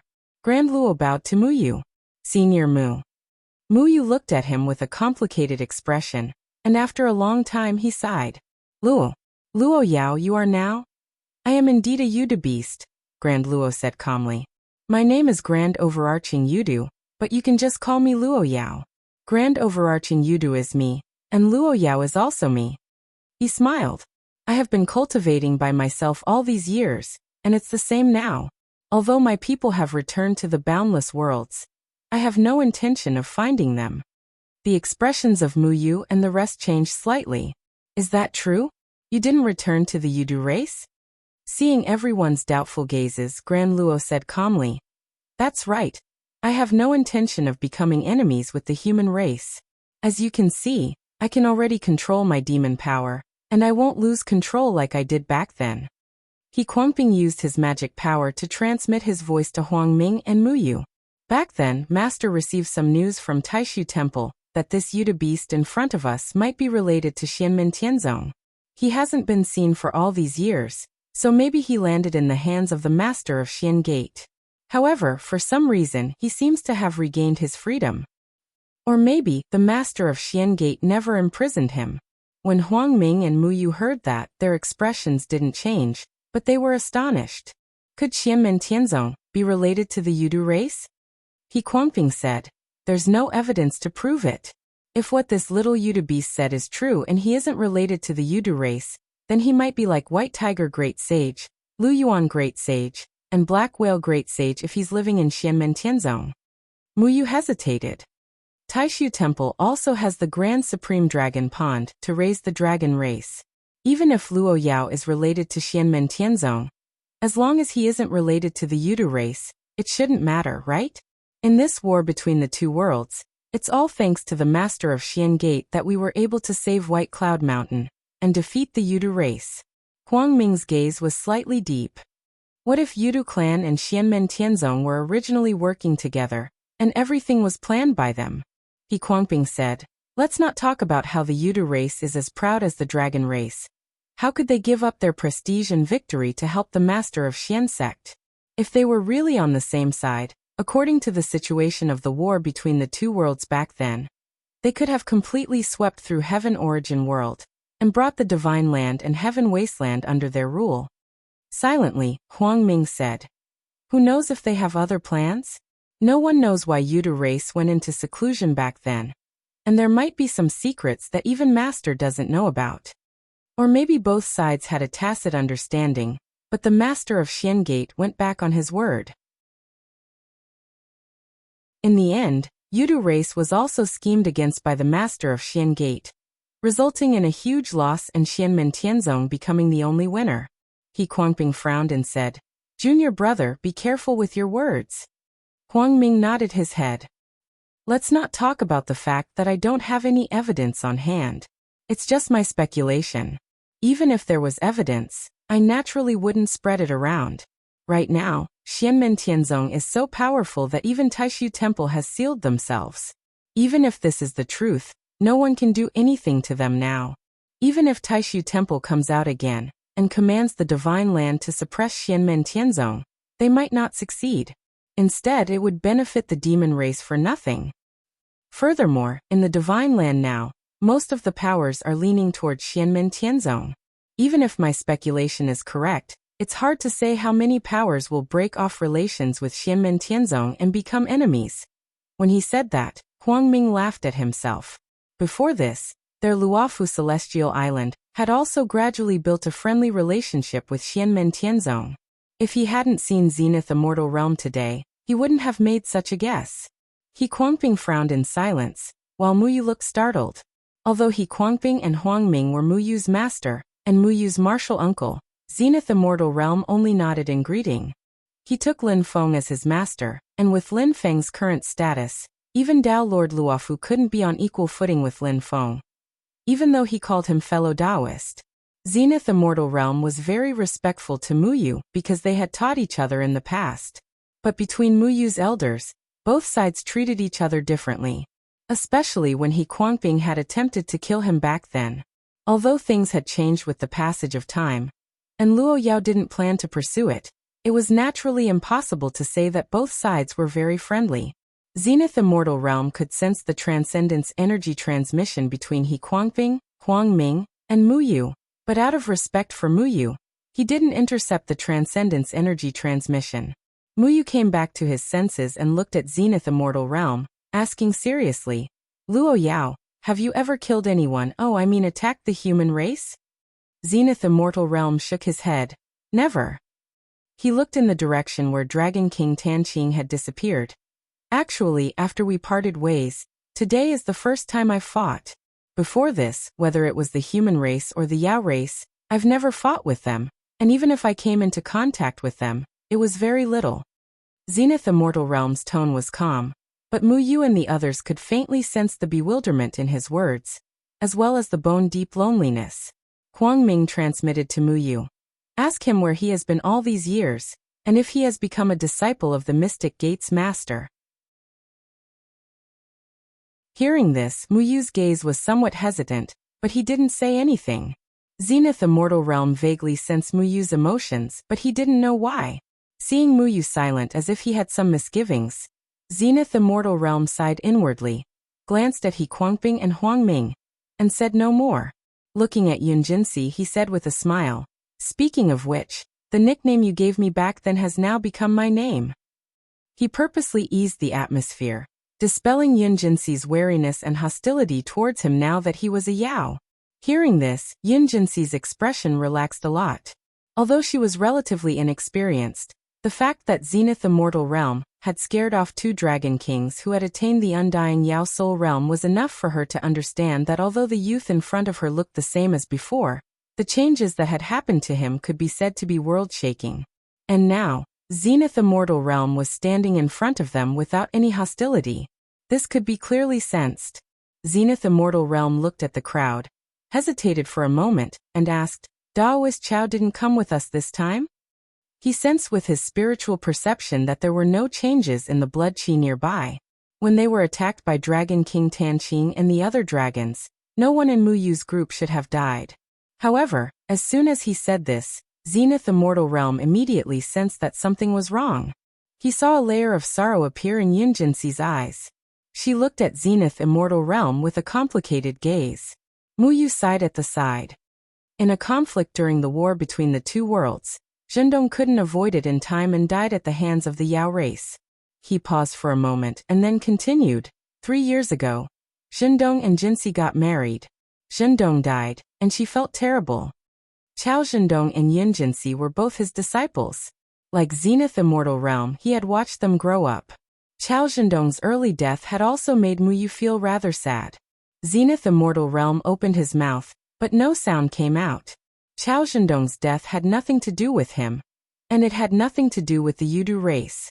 Muyu clearly had no intention of blaming him, and even He Guangping and Huang Ming would not feel enmity towards him because of this. However, looking at Yun Jinxi's expression, it was clear that her thoughts had been stirred. Her originally relaxed spirit became intense once more.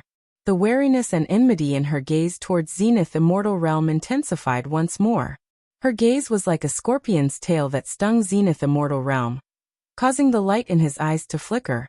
The scene sank into silence once more.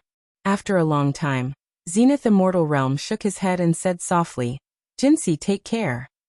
He cupped his hands towards Mu Yu. "Senior Mu, I'm truly surprised to see you again today. However, I have something to do now, so I'll take my leave first. I hope we'll meet again in the future." Mu Yu took a look at He Guangping and Huang Ming, then cupped his hands as well. "You take care too. Don't. Sai, forget it. I see that you're mature and steady now. You'll be able to walk your path well in the future, so I won't say anything more. Just take care." Zenith Immortal Realm nodded, and turned to escape through the void. In the blink of an eye, he turned into a beam of purple light and vanished. Mu Yu looked at his departing figure and sighed. He turned to Huang Ming and bowed. He Guangping also sighed and turned to look at Huang Ming. Don't blame Mu Yu. His relationship with that Yudu beast isn't shallow after all. It's all thanks to that Yudu beast that we're safe this time. Huang Ming was expressionless. He shook his head and didn't say a word. He turned to fly in another direction.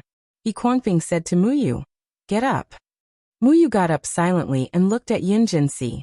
The master and disciple looked at each other without saying a word. He Guangping spread his magic power and swept everyone from the Luofu Immortal Island away. Then he also headed in the direction that Huang Ming had left. The void, which had just erupted into a huge battle, instantly regained its calmness. On the other side, Zenith Immortal escaped through the void. In a flash of light, he had already arrived beside Ningguang. Ningguang stood in the void and looked at Zenith Immortal Realm. She felt that his emotions seemed to have changed subtly. Ningguang's personality was leisurely and indifferent. He wasn't in the mood to know what others were thinking. He immediately went on his way again. In his eyes, divine patterns paved the path and guided the way. Zenith Immortal Realm silently walked side by side with Ningguang. His eyes flickered slightly before gradually returning to calmness. In his heart, he felt that things were still the same, but people had changed. It was hard to recall the past. Something's wrong. Ningguang suddenly stopped. Zenith Immortal Realm frowned slightly. What's wrong? Ningguang looked at the void in front of him and said softly, "They should have already arrived, but I can't sense any traces of them."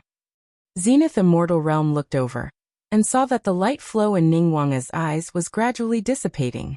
The divine patterns that had paved the path were scattered in the surrounding void.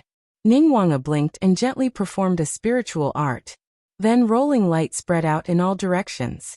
In the dark void, fog suddenly spread out, shrouding Zenith Immortal Realm and Ningguang within.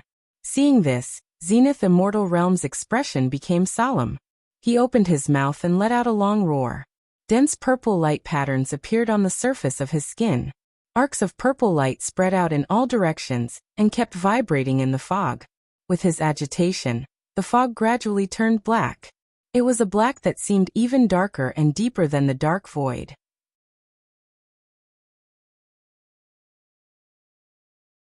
Chapter 13:25. Inside the black fog, Zenith Luo felt his body gradually becoming heavier. He could not feel that the black fog was causing him any harm, but his demonic power and supernatural powers were becoming more and more sluggish, unable to circulate smoothly. At this moment, Zenith Luo suddenly felt distracting thoughts growing in his mind, causing him to be unable to maintain a clear mind. After experiencing what had just happened and learning about his past, the confusion and contradictions in his heart seemed to be magnified limitlessly at this moment, making him even more confused. He felt like he was surrounded by endless troubles, and he wanted nothing more than to destroy everything, including himself. The encounter with Mu Yu, Yun Jinxi, and the others just added to his troubles in this aspect. His own understanding and position had always been disturbing Zenith Luo's state of mind. The estrangement between him and his old acquaintances made him feel even more lonely. For a moment, It was as if the entire world and all living beings were rejecting his existence. A violent emotion rose from the bottom of his heart, evolving into a desire to destroy all living beings, to destroy the world, and to destroy himself as well. While Zenith Luo was in a frenzy, he was also shocked. He forced himself to calm down, and turned to look at Ning Wanga, who was beside him. He saw that Ning Wanga was in the same state. Her beautiful face, which had always been distant and indifferent, was now filled with confusion and struggle, making her look rather ferocious. Other than being ferocious, Ning Wanga's face was filled with a demonic glow, and a creepy smile appeared at the corner of her mouth from time to time, making her look exceptionally strange. Colorful streams of light kept flashing on her body, spreading to the surroundings and shaking the black fog. However, the black fog did not dissipate, as if it was not affected in the slightest. While Ning Wanga's eyes were filled with confusion, a hint of clarity would occasionally flash through them. At this moment, she turned to look at Zenith Luo, who was beside her, and saw that Zenith Luo was in a similar state as her. Both of them were alert at the same time, forcefully suppressing their own emotions, and then continued to traverse through the black fog. It's not the illusory transformation technique, but it's shaking and twisting our state of mind and will, Ning Wanga said.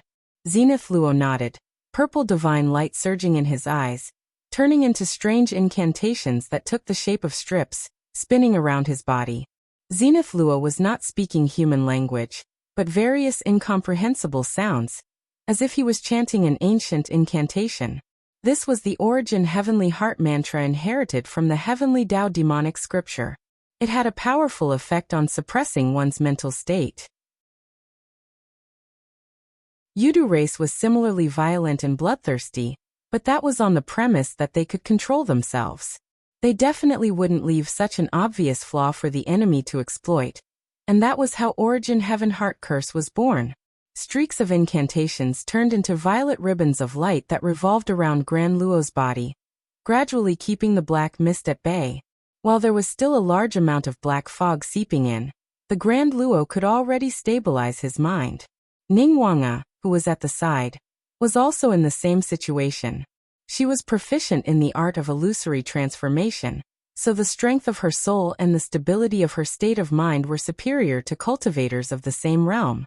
However, because of her previous gains, she was currently seeking to unravel the knot in her heart. She was on the verge of understanding it, so her state of mind was especially unstable. Thus, under the attack of the black fog, it was extremely strenuous. This was not something that Zenith Heaven could help her with. Ning Wanga could only rely on herself to stabilize her state of mind and keep her beer pure. As the two of them continued to advance in the black fog, they could also feel that the black fog's ability to contaminate them was getting stronger and stronger. Zenith Heaven could clearly see that more and more black fog was breaking through the Origin Heaven Heart Curse's barrier. The two of them steadied their minds and continued forward. After the appearance of the black fog, the light in Ning Wanga's eyes became focused again. A large number of divine patterns gathered together and formed a beam of light, guiding the way in the darkness. Following the guidance of this beam of light, Zenith Heaven and Ning Wanga wouldn't be completely lost in the black fog. After walking for a while, the scene in front of them changed. A huge door appeared in the void. The door was as black as ink, and there were many relief sculptures carved on it. These sculptures stretched out from the surface of the door, and all of them had hideous faces. Their movements were distorted, and they gave off an unnatural and uncoordinated feeling. Just looking at these relief sculptures made Zenith Heaven and Ning Wanga's state of mind even more restless. The door shone with a faint black light that extended into the void. It was as if it had existed since ancient times, and had always been there until now. Zenith Heaven stretched out his hand and tried to push the door, but it didn't open. He frowned slightly, and the purple light patterns on his palm surged as he tried to push the door, but it still didn't budge. Zenith Heaven let out a low roar, and silver-white fur suddenly appeared on his body. His huge tail swayed behind him, and circles of light flowed continuously on the three long horns on his head. Large amounts of purple light patterns vibrated in the void. He pushed the door hard, and the door that seemed to have existed since ancient times also shook at this moment, shaken by zenith heaven. Seeing this, Ningguang also pressed her palm on the door. The black door shook even more violently, and cracks started to appear on its surface. However, seeing this, zenith heaven and Ningguang both retracted their strength, not daring to continue pushing the door. They could tell that opening the door in front of them required skill. Otherwise, no matter how strong their strength was, they would only be able to destroy the black door at most, but not open it. The black door wasn't their goal. What was behind it was the key to their search. The result of destroying the black door was just a moment of pleasure. They might never know what was behind it. The two of them looked at each other and started to retreat. With Ningguang's light flow as a guide, they retreated along the path they came from, until the light flow gradually disappeared. Although they were still shrouded in the black fog, zenith heaven was not flustered. The purple light in his eyes became even more dazzling, and the triangle on his head became even brighter. A majestic splendor that shocked all worlds appeared at this moment. In the face of this splendor, even the black fog that seemed to be the most profound existence in the world trembled. The splendor grew brighter, and the darkness before them retreated. The world gradually turned purple. The great Tao, Dharma, and logos intertwined, and the entire world seemed to be changing continuously. When the purple light gradually dissipated, the black fog disappeared as well. The world before zenith heaven and Ningguang changed back to the world within the void battlefield. There was only the dark void before them, and the boundaries in the distance kept distorting. The space opened up, and waves of void storms were stirred up.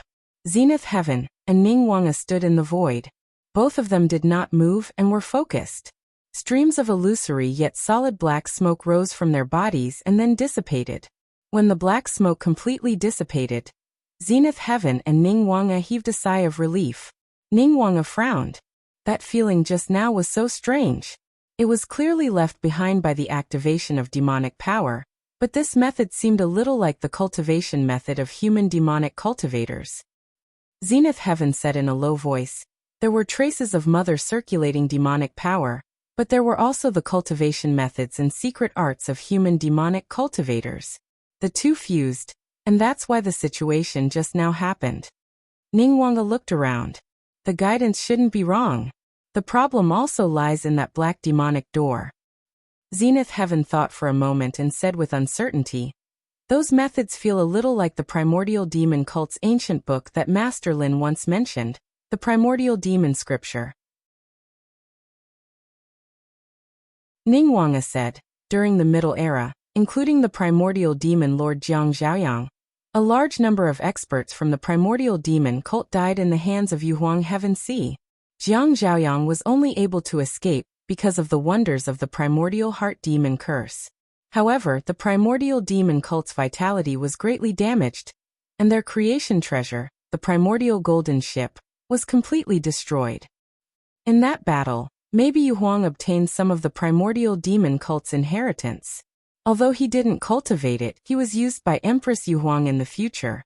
At this point, Ningguang's eyes became a little unfocused. She said softly, in that foreign space, the scene I saw, the figure who cast a spell to prolong my life, the ritual he cast seemed to contain some similar principles, methods, and concepts of power. When Zenith Heaven heard this, he nodded slightly. Maybe it's really Mother's doing. He looked at Ningguang. Ningguang shook her head. I don't know if it's because I've lost my memories, but I can't break it. I also don't know any demonic cultivation methods. Zenith Heaven said. To avoid acting rashly and destroying that black door, let's contact Master Lin. It was inconvenient to communicate with the outside world in the void battlefield. It was hard to use voice transmissions using magic power or voice transmission crystals. However, it was precisely to guard against such a situation. Before Zenith Heaven entered the void battlefield, he left his 9 chi clones outside. Before this, he had done an experiment. His main body and the 9 chi clones' wills were always connected. After Zenith Heaven reported the situation to Lin Feng through the 9 chi clones, Lin Feng was also slightly surprised. After pondering for a while, he transmitted his voice to Wang Lin. Little Lin, you should make a trip to the void battlefield.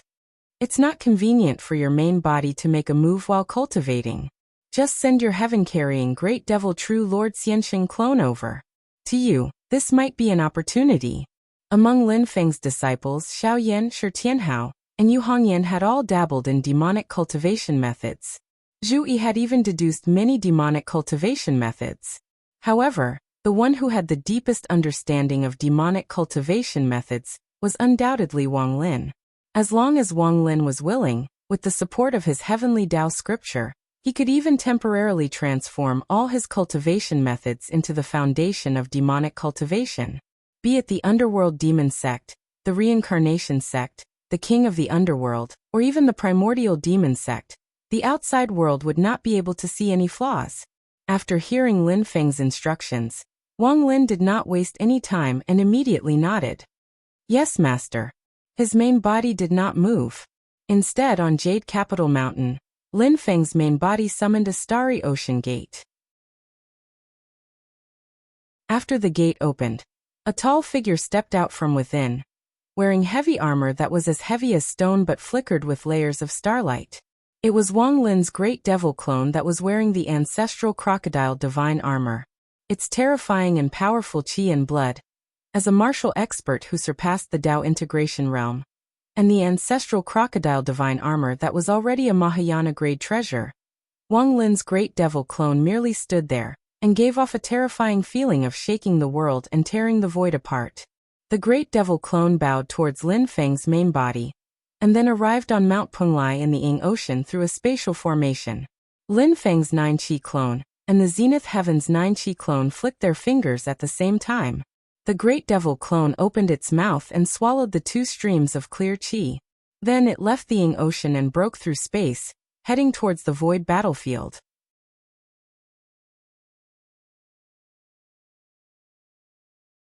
Chapter 1326. Dao Yuo and Ning Wanga waited on the spot. Both of them were a little out of sorts. Their inner demons had been triggered, and their minds were filled with distracting thoughts. What they had experienced with the Netherworld Empress had given rise to countless thoughts, and they were still appearing in their minds. However, the two of them were at peace now. They were able to control their thoughts, and gradually sorted out everything that had happened. After a long time, the void suddenly trembled. Dao Yuo and Ning Wanga looked in that direction, and saw the space crack open. A tall figure appeared from within. That body seemed to be 100,000 feet tall, towering between the heavens and the earth. Even in the endless void, one could feel its size. It was Wang Lin's great devil avatar.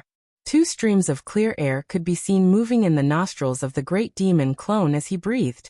There was a faint 9-colored radiance flowing within the clear qi, which was connected to the Grand Luo's body. Wang Lin had clearly found the location of the Grand Luo, and the others in the void battlefield through these 2 clear qi. After the great demon clone appeared in the void, he walked towards Dao Yuo and Ning Wanga. As he walked, his figure gradually shrank until he was about the same height as Dao Yuo. Dao Yuo cupped his hands towards Wang Lin. Senior brother Wang. Although he was Lin Feng's half-disciple in name, and had never formally acknowledged him as his master, and his actions never crossed the line, Wang Lin and the others all treated him differently. They had always treated him as a fellow disciple, and as time went by, Dao Yuo started addressing them as senior and junior brothers. Ning Wanga saw Wang Lin and nodded. Fellow Taoist Wang, thank you for coming to the void battlefield. Wang Lin looked at the two of them, and slowly said, It's fine. I'll gain something myself. I should be thanking you for giving me this opportunity. Standing in the void, a bright light suddenly appeared in the eyes of Wang Lin's great demon clone. It was just that this radiance was incomparably evil. After looking at it, one's heart would twist and feel incongruous, only feeling uncomfortable from head to toe. Wang Lin's great demon clone specialized in physical martial arts, but it was not completely different from spells. It stretched out its hand and wrote talisman after talisman in the void. Dao Yuo and Ning Wanga did not waste time either, and each pointed. Demonic power and magic power surged in the void, and dense fog appeared in this space again. The fog quickly turned black, and enveloped the 3 of them. Wang Lin sensed it for a moment, and a red light flashed in the great devil avatar's eyes. Other than the monster race's cultivation method, It does contain the shadow of the human race's devil Dao cultivation method. His great demon clone was forged from the bodies of many heaven-carrying ants, and the Avicii demon statue of the primordial demon cult. On the forehead of the great demon clone, there was a Tai Chi pattern of yin and yang merging and spinning. Now the Tai Chi pattern disappeared, and a vertical third eye gradually appeared on the forehead. Slowly, the third eye opened, and blood-red light rolled in it. The great demon clone, which was already ferocious and tyrannical, now exuded an even more ferocious and evil aura. It was clearly dignified, but it gave off a twisted feeling, as if it wanted to destroy all good things in the world, as if it was a calamity born from heaven and earth. "Let's go," said the great demon clone. In the black fog, his 3 eyes flashed with red light, and he did not seem calm, but the vertical third eye on the forehead was clearly absorbing the black fog slowly. Under the infusion of demonic qi, the great demon clone's aura grew stronger and more ferocious. However, Wang Lin could clearly still control his mind, and Ning Wanga and Dao Yuo also calmed their minds. Then, the light in Ning Wanga's eyes reappeared, turning into lines of divine patterns that paved a path for the 3 of them.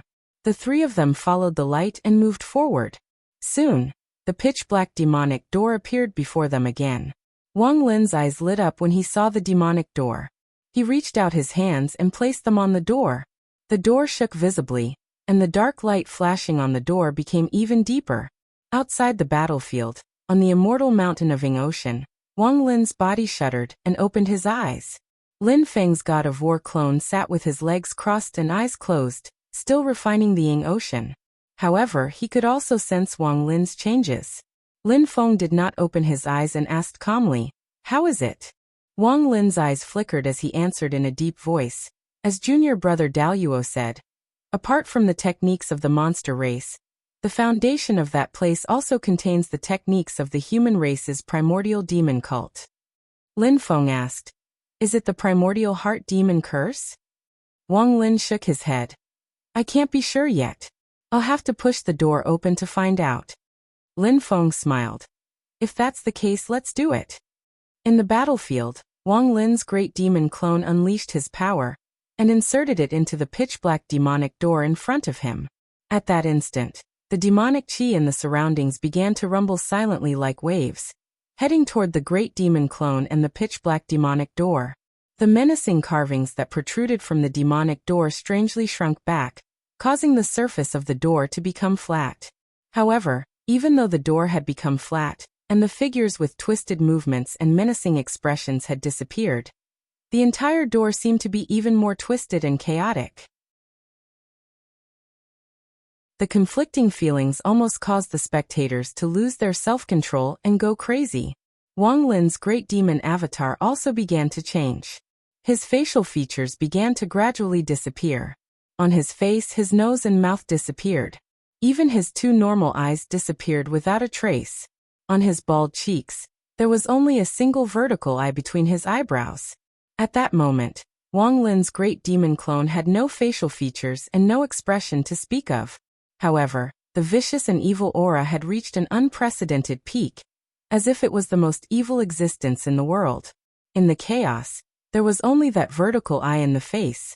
The vertical eye's light reached its peak, like the ancestor of evil that was born from the primordial chaos at the beginning of the world. The power and intent that the great demon clone displayed made one shudder. It was like the first product of the beginning of the world, not the creation of all things, not the living beings of the world, but extreme evil. It was both the beginning and the end, without distinction between the past and the future. After the birth of this demonic thought, there was the creation of the world, and the birth of all things. Thus, all things in the world could become demons, and become demons. Thus, demons were everywhere, walking with all things and perishing together with the world. Wang Lin let out a long sigh. It was neither good nor evil, neither happy nor angry. As he sighed, the dark light around the demonic door suddenly retracted and gathered on the demonic door. The next moment, the demonic door opened. A gap appeared on the door. Wang Lin pushed the door open and felt its weight. Zenith Heaven, who was experiencing the power and intent within, pressed his palm on the demonic door. Slowly, the door opened. Seeing this, Ningguang nodded to himself. With demonic power, the human race's demonic arts. The door was pushed open completely, and behind it was another world.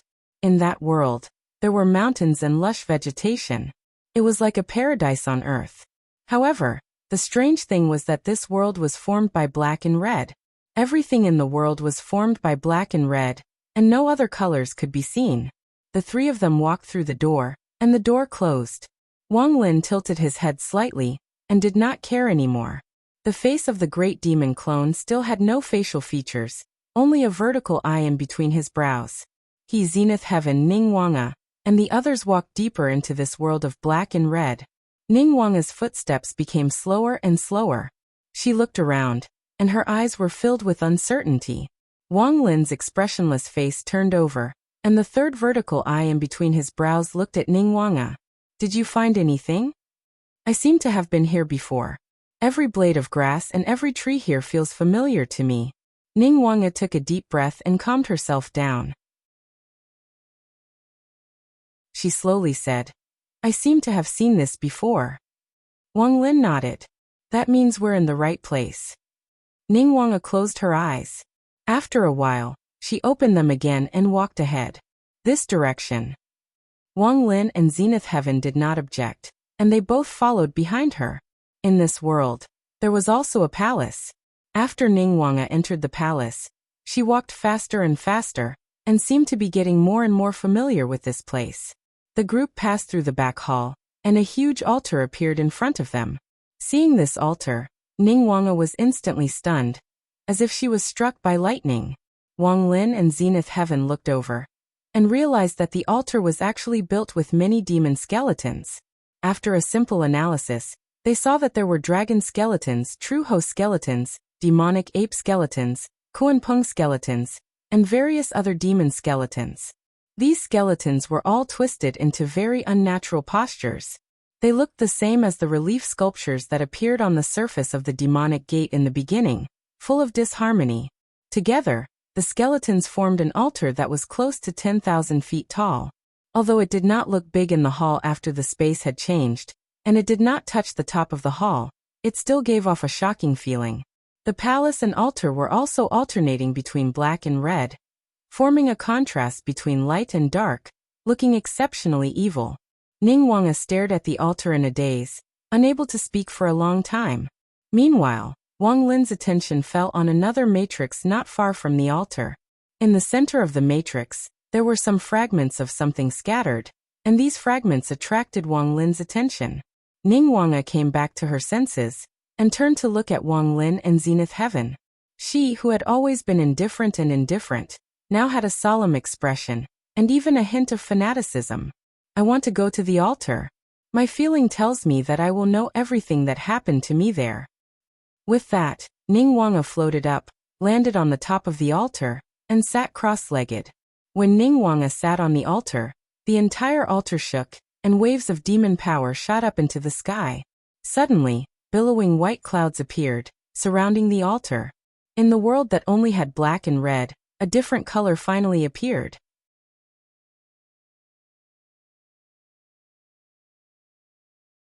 Chapter 13:27. White smoke rose up and enveloped Ningguang and the skeleton altar. Ningguang didn't panic at all. He was still sitting on the top of the altar with his legs crossed. He looked calm and his eyes were closed. A different color finally appeared in the world formed by black and red. However, it was only limited to the white smoke. The other parts of the hall where the three of them were still black and red. Wang Lin scanned the area with his divine sense. Seeing that Ningguang was fine, he retracted his divine sense. He turned to Daoyuo and said, Junior brother Daoyuo, please help protect him. I'll go take a look at the formation over there. Light and shadow flickered over his body, and the rock-like heavy armor separated from him. Light surged from within the armor, and an extremely majestic burly man appeared. He donned the armor, and it was the origin spirit of the ancestral crocodile divine armor, which had already reached the Mahayana stage, the crocodile god. Wearing the ancestral crocodile divine armor, the crocodile god stood outside the array with a solemn expression. Silently, he looked at Wang Lin's great demon avatar standing in the center of the array. Wang Lin trusted Gran Luo. He separated the ancestral crocodile divine armor from his body, because it would make it easier for his great demon avatar to analyze the fragments. Grand Luo looked at the white smoke and was slightly lost in thought. Hearing Wang Lin's words, he came back to his senses and nodded. Senior brother Wang, please go ahead. I'll pay attention to the surroundings. After saying that, he did not look in the direction of the altar anymore. His eyes became calm again. His demon power and divine sense spread out in all directions, gradually covering the entire hall. Seeing this, Wang Lin walked to the array. The vertical eye between his brows stared at the fragments in the center of the array. These fragments scattered in the center of the array looked like pieces of crystals. In this black and red world, they appeared black. However, Wang Lin could faintly feel that this was the original color of these crystal fragments. Although the array patterns were still there, they were already broken and could no longer be used. Only the shape was left. Looking directly at these crystal fragments, he could faintly feel some spiritual power aura. Wang Lin sat cross-legged and picked up a fragment. It looked ordinary. Wang Lin injected his magic power into it, but the fragment did not move. The featureless, expressionless face of Wang Lin's great devil avatar remained calm, and without a ripple of emotion. However, the red light in the vertical eye between his eyebrows grew increasingly dazzling. Silently pondering for a moment, the red light in Wang Lin's vertical eye suddenly turned black. Then this black light shot out and landed on the crystal shard. The fragment trembled, and an unusual scene gradually appeared in Wang Lin's sea of consciousness. A huge abyss seemed to appear in front of him. Within the abyss, there were tens of thousands of demons roaring. Demonic chi soared into the sky, covering the entire world in darkness. Wang Lin calmed his mind and walked towards the bottom of the abyss step by step. Demonic chi spread to both sides, and many demonic creatures and devils were restless in the abyss. Everything seemed to be warped, strange, and filled with unnaturalness, causing others to shrink back at the sight of it. Just one glance was enough to make one have the urge to go crazy. It was as if a group of demons was about to tear his spiritual sea into countless pieces. And at this moment, being immersed in it caused one's heart to tremble and find it hard to maintain their composure. Wang Lin let out a violent roar. His entire aura was like that of a group of demons, bloodthirsty and crazy, chaotic and violent, twisted and hideous, cruel and evil. He seemed to be happy to sink into the sea of demons and become a part of the abyss. But in Wang Lin's heart, he guarded his spiritual sea, maintaining a clear mind. He knew exactly what he was doing. Like this, he walked forward step by step in the abyss, devouring demonic chi and the demonic creatures that approached him. He became stronger and stronger, becoming the most powerful of all the demons. At this moment, Wang Lin's body was completely twisted beyond recognition. He was tall and thin, and his 2 legs were like bamboo poles, one long and one short. At this moment he no longer had 2 arms. Instead, he was like an octopus, with many arms extending out in all directions. They were of different thicknesses, and one of the thickest was even larger than his torso. His head had already disappeared. Only a single eye could be seen on his chest and abdomen. It opened its bloody mouth and let out some meaningless syllables as it madly roared. But as Wang Lin walked forward step by step, his body began to change again, gradually returning to its original appearance. In the end, although his entire body was extremely large and he was tens of thousands of feet tall, his body proportions had completely returned to that of a normal person. Only his face could not be seen. There was only a vertical eye between his eyebrows that shone brightly. At this moment, Wang Lin's body was not as terrifying as before, but the ferocious and violent aura he exuded was even stronger. Even the demons in the abyss bowed their heads and retreated, not daring to approach him. Wang Lin went all the way to the bottom of the abyss. The scene changed. The chaotic and twisted demons, and all sorts of sceneries disappeared. Everything returned to normal. However, just like the pitch-black demon gate that had changed when they entered from the outside, the scene that seemed normal and orderly now contained a distorted feeling that made them feel even more uncomfortable. It clearly looked normal, but everything seemed to have been turned upside down. So much so that it was filled with a contradictory feeling that it was being torn apart. At the bottom of the abyss, there were figures moving. These figures sensed Wang Lin's arrival and turned to look at him. At this moment, Wang Lin seemed to see many of himself.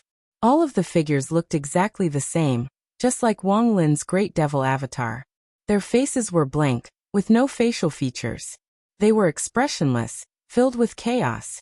However, there was a single eye on their foreheads that stared at Wang Lin. Wang Lin was unmoved. He continued forward, heading deeper into the abyss. Those featureless faces silently watched Wang Lin's movements with their single eye between their eyebrows. No one tried to stop him, no one tried to strike up a conversation, but no one looked away either. All of them coldly watched as Wang Lin continued forward. As Wang Lin walked forward, he felt like this abyss was like an upside-down spire, and as he walked down, he felt like he was climbing to the top. When the scene in front of him changed again, Wang Lin suddenly felt an intense pain from his brow. The pupil of the vertical eye between his eyebrows became unfocused, and blood oozed out of the eye socket, flowing down the featureless face. This vertical eye seemed to gradually disappear at this moment, and pus and blood gushed out from it. One of his eyes seemed to have turned into a mournful scar. Outside Wang Lin's divine sense, in the hall in reality, Grand Luo and Crocodile God were staring at Wang Lin's great demon clone anxiously. In reality, the black crystal in Wang Lin's great demon clone's hand suddenly turned into a stream of light, and shot into the vertical eye between Wang Lin's brows, blinding it instantly. The vertical eye turned into a terrible scar. Blood flowed out from it, and the wound kept twisting as black rays of light shot out from it. Grand Luo and Crocodile God were confused seeing this. They quickly went forward, trying to lend Wang Lin a hand. However, at that moment, Grand Luo's 9-Chi clone on Mount Penglai in the Ying Ocean suddenly heard Lin Feng's voice transmission. Grand Luo, don't touch him for now. Wait and see. On Mount Penglai in the Ying continent, Lin Feng's god of war clone opened his eyes and looked at Wang Lin's main body. At that moment, a crack appeared on Wang Lin's main body's forehead. The crack twisted as it tried to widen, and black rays of light shot out from it. Lin Feng looked at Wang Lin silently. Wang Lin closed his eyes and said, "Master, I'm fine." In the void battlefield, Wang Lin's great demon avatar sat motionlessly. But he reached out a finger, and the other black crystal fragments in the formation fell in front of him. Then they turned into streams of light, and flew into the vertical crack between his eyebrows. Grand Luo and Crocodile God stared at Wang Lin's great demon clone solemnly. Meanwhile, in the great demon clone's sea of consciousness, the vertical eye between his brows had completely turned into a long and thin crack as he continued to advance deeper into the abyss. As soon as the crack appeared, Wang Lin felt as if he had been reborn. He continued to move forward, heading towards the deepest part of the abyss. As he moved forward, the faceless, expressionless face gradually changed. It was no longer blank like before. The facial features reappeared, and Wang Lin's appearance changed back to that of himself. The only difference was the vertical crack between his brows. It was pitch black, and there was a faint red light flashing in its depths. At that moment, Wang Lin's monstrous demon will shook the entire abyss. Behind him, the demons with vertical eyes and featureless faces all bowed at his back. Wang Lin himself felt as if he had completely turned into a demon among demons. Even his consciousness and concept had changed completely. However, he still maintained the last bit of clarity in his heart. He was not lost, not confused, not changed, and not confused. As Wang Lin walked on this path, he seemed to see other figures on the road. There were far fewer of these figures than the demons he had seen before, but they were all much more powerful. Each of them looked like a normal person, but their expressions were a little colder and more apathetic. The only thing they had in common was the vertical crack between their eyebrows. Wang Lin frowned slightly as he looked at these people. He had never met some of them before, but he had seen images of them in the human cultivation world of the Divine Land. The blissful demon sovereign Xu Yingzhan, the terminating demon sovereign Guokai, the massacre demon sovereign Kongzhua. Wang Lin narrowed his eyes. All he could see were the leading figures of the demon path who had stirred up waves in the Divine Land during the Middle Era. the peak experts of the primordial demon cult under the command of the primordial demon Lord Jiang Zhaoyang. On this path, there were people walking at different speeds. At the end of the path, there was a dazzling white light. As far as the eye could see, there was only a vast expanse of whiteness. It was not dazzling, but it made people tremble from the depths of their souls.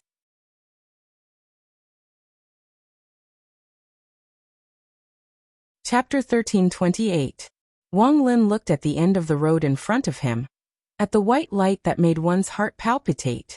Not only him, but everyone on the road was staring at where the light was and walking towards it step by step. Wang Lin could feel that he and these people seemed to be in a different time and space. He could walk on this road without any obstacles, while the others on the road seemed to be walking on the same spot. Passing by one person after another, Wang Lin came to the side of the two people closest to the white light. These two people stood side by side, looking completely different. One was a young monk with a jade-like face. He looked solemn, pure and full of wisdom. Even though there was a vertical crack in the middle of his eyebrows and the raging devil will, it still did not disturb the benevolent Zen will that flowed out of this monk. The benevolence of Buddhism and the evil of devil sect seemed to be perfectly fused on him. However, when Wang Lin saw the monk's appearance, he immediately thought of a light portrait that he had seen before. The Great Lane Temple's Wu Bei divine monk was publicly recognized as the most outstanding successor of Buddhism after Gautama went to the Dead Sea and the death of the top 10 disciples. He was known as the 7 ancestors of Saha and brought hope to Buddhism. However, Wu Bei, who had high hopes placed on him, later entered the devil path and joined the primordial devil Lord Jiang Zhaoyang.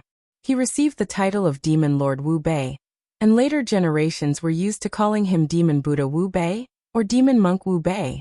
In the past, Wu Bei betrayed Buddhism and joined the devil path.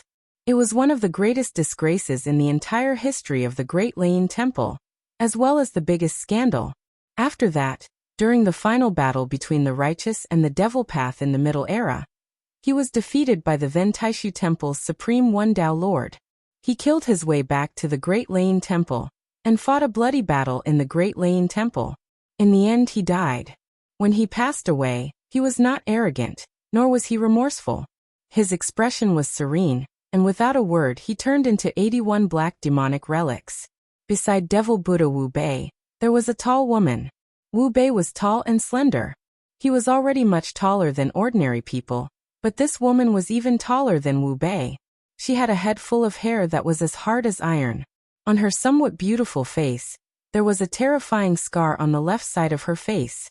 The scar ran from the left side of her forehead all the way down, destroying her left eye. It went across her cheek all the way to her chin. The scar was long and wide, completely disfiguring her. The existence of this scar made this tall woman look like she was filled with an iron-blooded murderous aura. Streaks of blood-red light flashed within the scar, making her look ferocious and terrifying. The strength of this woman's demonic technique was not inferior to the devil Buddha, Wu Bei, who was beside her. Although it was not as smooth and profound as Wu Bei's, its attack power was stronger, and its evil and murderous nature was more intense. With her cultivation, it wasn't difficult for her to heal the scar on her face under normal circumstances. There were only two possibilities. Either the foundation of her great Tao was damaged by someone, or it was her own will. The image of this woman was also widely circulated, and her reputation was not inferior to Wu Bei. It was because she was the #1 killing god under the primordial devil Lord Jiang Zhaoyang, Massacre Demon Venerable, Kongjua.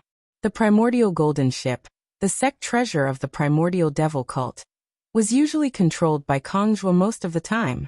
Her reputation as a killing god was known throughout the world. In the past, she had a great battle with the sect leader of the Shushan sword sect, Sword Venerable Green Lotus, Zhang Mu, and her name would go down in history.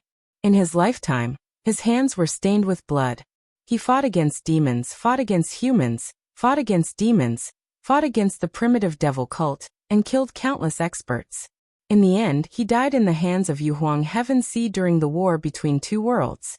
Demon Venerable Wu Bei and Massacre Demon Venerable were the two strongest experts of the primordial devil cult after Jiang Zhaoyang. At this moment, They were also the closest to the end of the path. Wang Lin looked back and knew that this was the uniqueness of the primordial devil cult's devil path. It manifested the level that the experts of the primordial devil cult had reached in the past on this path. It wasn't the magic power of Kongjua and the others. The various kinds of devils from before were also in the same situation. And the source of the scene before him was the white light at the end of the path. If Wang Lin completely immersed himself in the devil path, then his figure would also be projected on this path. Depending on the depth of his attainments in the devil arts, his position would be determined.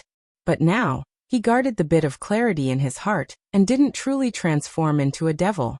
With his Xianmen Tianzong heavenly virtue scripture as his foundation, he could move freely in the abyss. He didn't truly belong here, but he could move forward here. Wang Lin's state of mind was calm. He passed by Demon Buddha Wu Bei and massacred Demon Venerable Kongjua, and continued forward. Then he stepped into the white light in front of him. As soon as he entered the white light, Wang Lin's body and mind shook violently. He almost couldn't guard the last bit of clarity in his beer. Wang Lin's mind was extremely firm. The Dao technique he cultivated was also an expert in this aspect. Therefore, even the Supreme Heart Devil couldn't shake his mind. At the current cultivation realm, for Wang Lin, the Heart Devil couldn't be extinguished and was everywhere. But it could be cut down and disappeared. Unless Wang Lin intentionally left it for cultivation, it wouldn't leave a trace in his beer. But at this moment, Wang Lin felt that his state of mind was unstable. What made his state of mind unstable wasn't the Heart Devil, but his emotions and thoughts. At this moment, there was a huge change. At this moment, Wang Lin vaguely felt as though there were countless thoughts surging into his mind. The past, present, and future seemed endless. It wasn't that Wang Lin could read minds and understand the changes in other people's hearts. But at this moment, everyone's thoughts seemed to be Wang Lin's own thoughts and consciousness. Wang Lin's face, which had already stabilized, changed again. His appearance kept changing, turning into the appearance of many people. He seemed to have seen some of them in his memory, but most of them were completely unfamiliar. And the vertical crack in the middle of his eyebrows actually started to heal gradually. Beams of white light shone into the crack, and the red light in the crack started to dim. It wasn't suppressed or eliminated, but it gradually turned into white light. And during this process, the crack gradually closed and disappeared. Although the speed was very slow, it was really happening. Wang Lin forced himself to calm down. But he still felt that it was all in vain. Not to mention the great fiend avatar in the void battlefield. Even Wang Lin's body on the immortal mountain in the immortal abode sea began to tremble violently. The crack on his forehead kept distorting. When Lin Feng saw this scene, he narrowed his eyes slightly. He raised his hand and extended a finger, pointing at Wang Lin's glabella. However, halfway through his finger, Lin Feng stopped again. He retracted his finger and continued looking at Wang Lin silently. At the next moment, Wang Lin's body suddenly opened its eyes. The endless light in his eyes vanished, and he shed his human form, transforming into the essence soul embodiment of the netherworld Taiji diagram. There was a crack in the middle of the Taiji diagram that kept twisting. The red light in the crack gradually turned white. However, Wang Lin's essence soul gradually stabilized. In the void battlefield, in the consciousness of Wang Lin's great fiend avatar, his state of mind also stabilized. In the vast white light, Wang Lin looked ahead and saw an elegant middle-aged man standing there. His hair was dyed with stars, but he did not look old at all. His facial features were handsome, and he had a demonic charm like that of a god-fiend. He stood there with his hands behind his back. As if sensing Wang Lin's changes, he turned slightly and looked at Wang Lin. Looking at the middle-aged man, Wang Lin's pupils constricted slightly. There was nothing special about this person. He did not reveal any demonic chi at all, nor did he give off a malevolent and twisted feeling like other demons. He was not violent, crazy, or bloodthirsty. It was as if he had merged with the creation of heaven and earth, and everything in nature. He was extremely harmonious. Looking at him, there were no traces of demonic techniques at all. The only exception was that there was a small black hole between his eyebrows that shot out faint white light. At that moment, The white light that filled the void in front of him was actually shooting out from that small hole. Wang Lin knew that it wasn't a small hole, but rather a huge crack, just like the one that had appeared outside.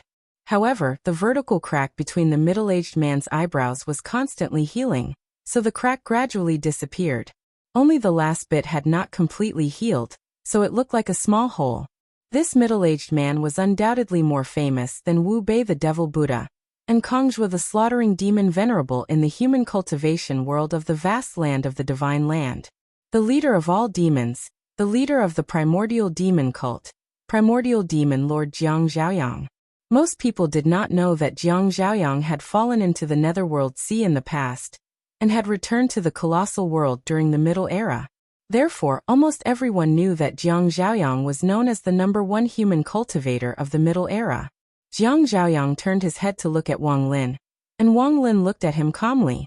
In those eyes, there seemed to be thousands of lights flashing at the same time, originating from a single point and returning to a single point.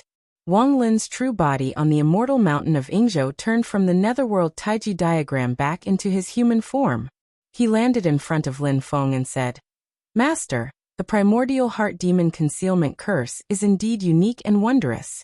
It originates from the heart demon, but it is not something that can be described with the words heart demon. At the beginning of the primordial chaos, there was nothing. There was no matter, no time, no space, no living beings, and no consciousness of emotions. This primordial heart demon concealment curse is to trace back the first emotion and desire in this world of creation. There is no beginning, no end, and no end. It goes with all living beings, and is the same as creation. When it is used in combat, it is strange and unpredictable. It can directly attack one's heart, and is difficult to guard against." Wang Lin let out a long sigh. Before that black crystal shattered, it should have been a product of Jiang Zhaoyang being sent to the Yuhuang Celestial Sea in the past, when he used the primordial heart demon concealment curse to revive him. Jiang Zhaoyang used it to be reborn, and the black crystal fell into the hands of Yuhuang Celestial Sea. Later on, Yuhuang Empress obtained it, which was why it appeared there. Later, it shattered due to some other reason. The Jiang Zhaoyang disciples saw was only a remnant image of the primordial heart demon concealment curse. It wasn't his demonic will or aura. Wang Lin's eyes flickered slightly. "As you said, Master, this is a fated opportunity for disciple. Fellow Taoist Ning hasn't fully mastered it yet, so disciple wants to give it a try." Lin Feng smiled faintly. "It's good that you can grasp it." Wang Lin nodded and closed his eyes again. In the hall of the Crimson and Black World in the Void battlefield, there was complete silence. Ning Wanga sat on the sacrificial altar, shrouded in white smoke, while Wang Lin's great devil clone sat in the center of the spell formation, not saying a word or moving. Silently, Daoyuo and Crocodile God, who already understood the situation, waited patiently and protected the two of them. Time passed quickly. Just as Daoyuo was examining the spell formation and sacrificial altar, his heart suddenly shook. He vaguely felt a strong wave of power appearing outside the Crimson and Black World.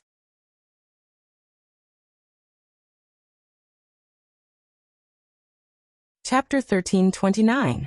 Intense demonic power rippled out, causing one's heart to palpitate. Even through the red-black world, Grand Luo could sense the boundless power.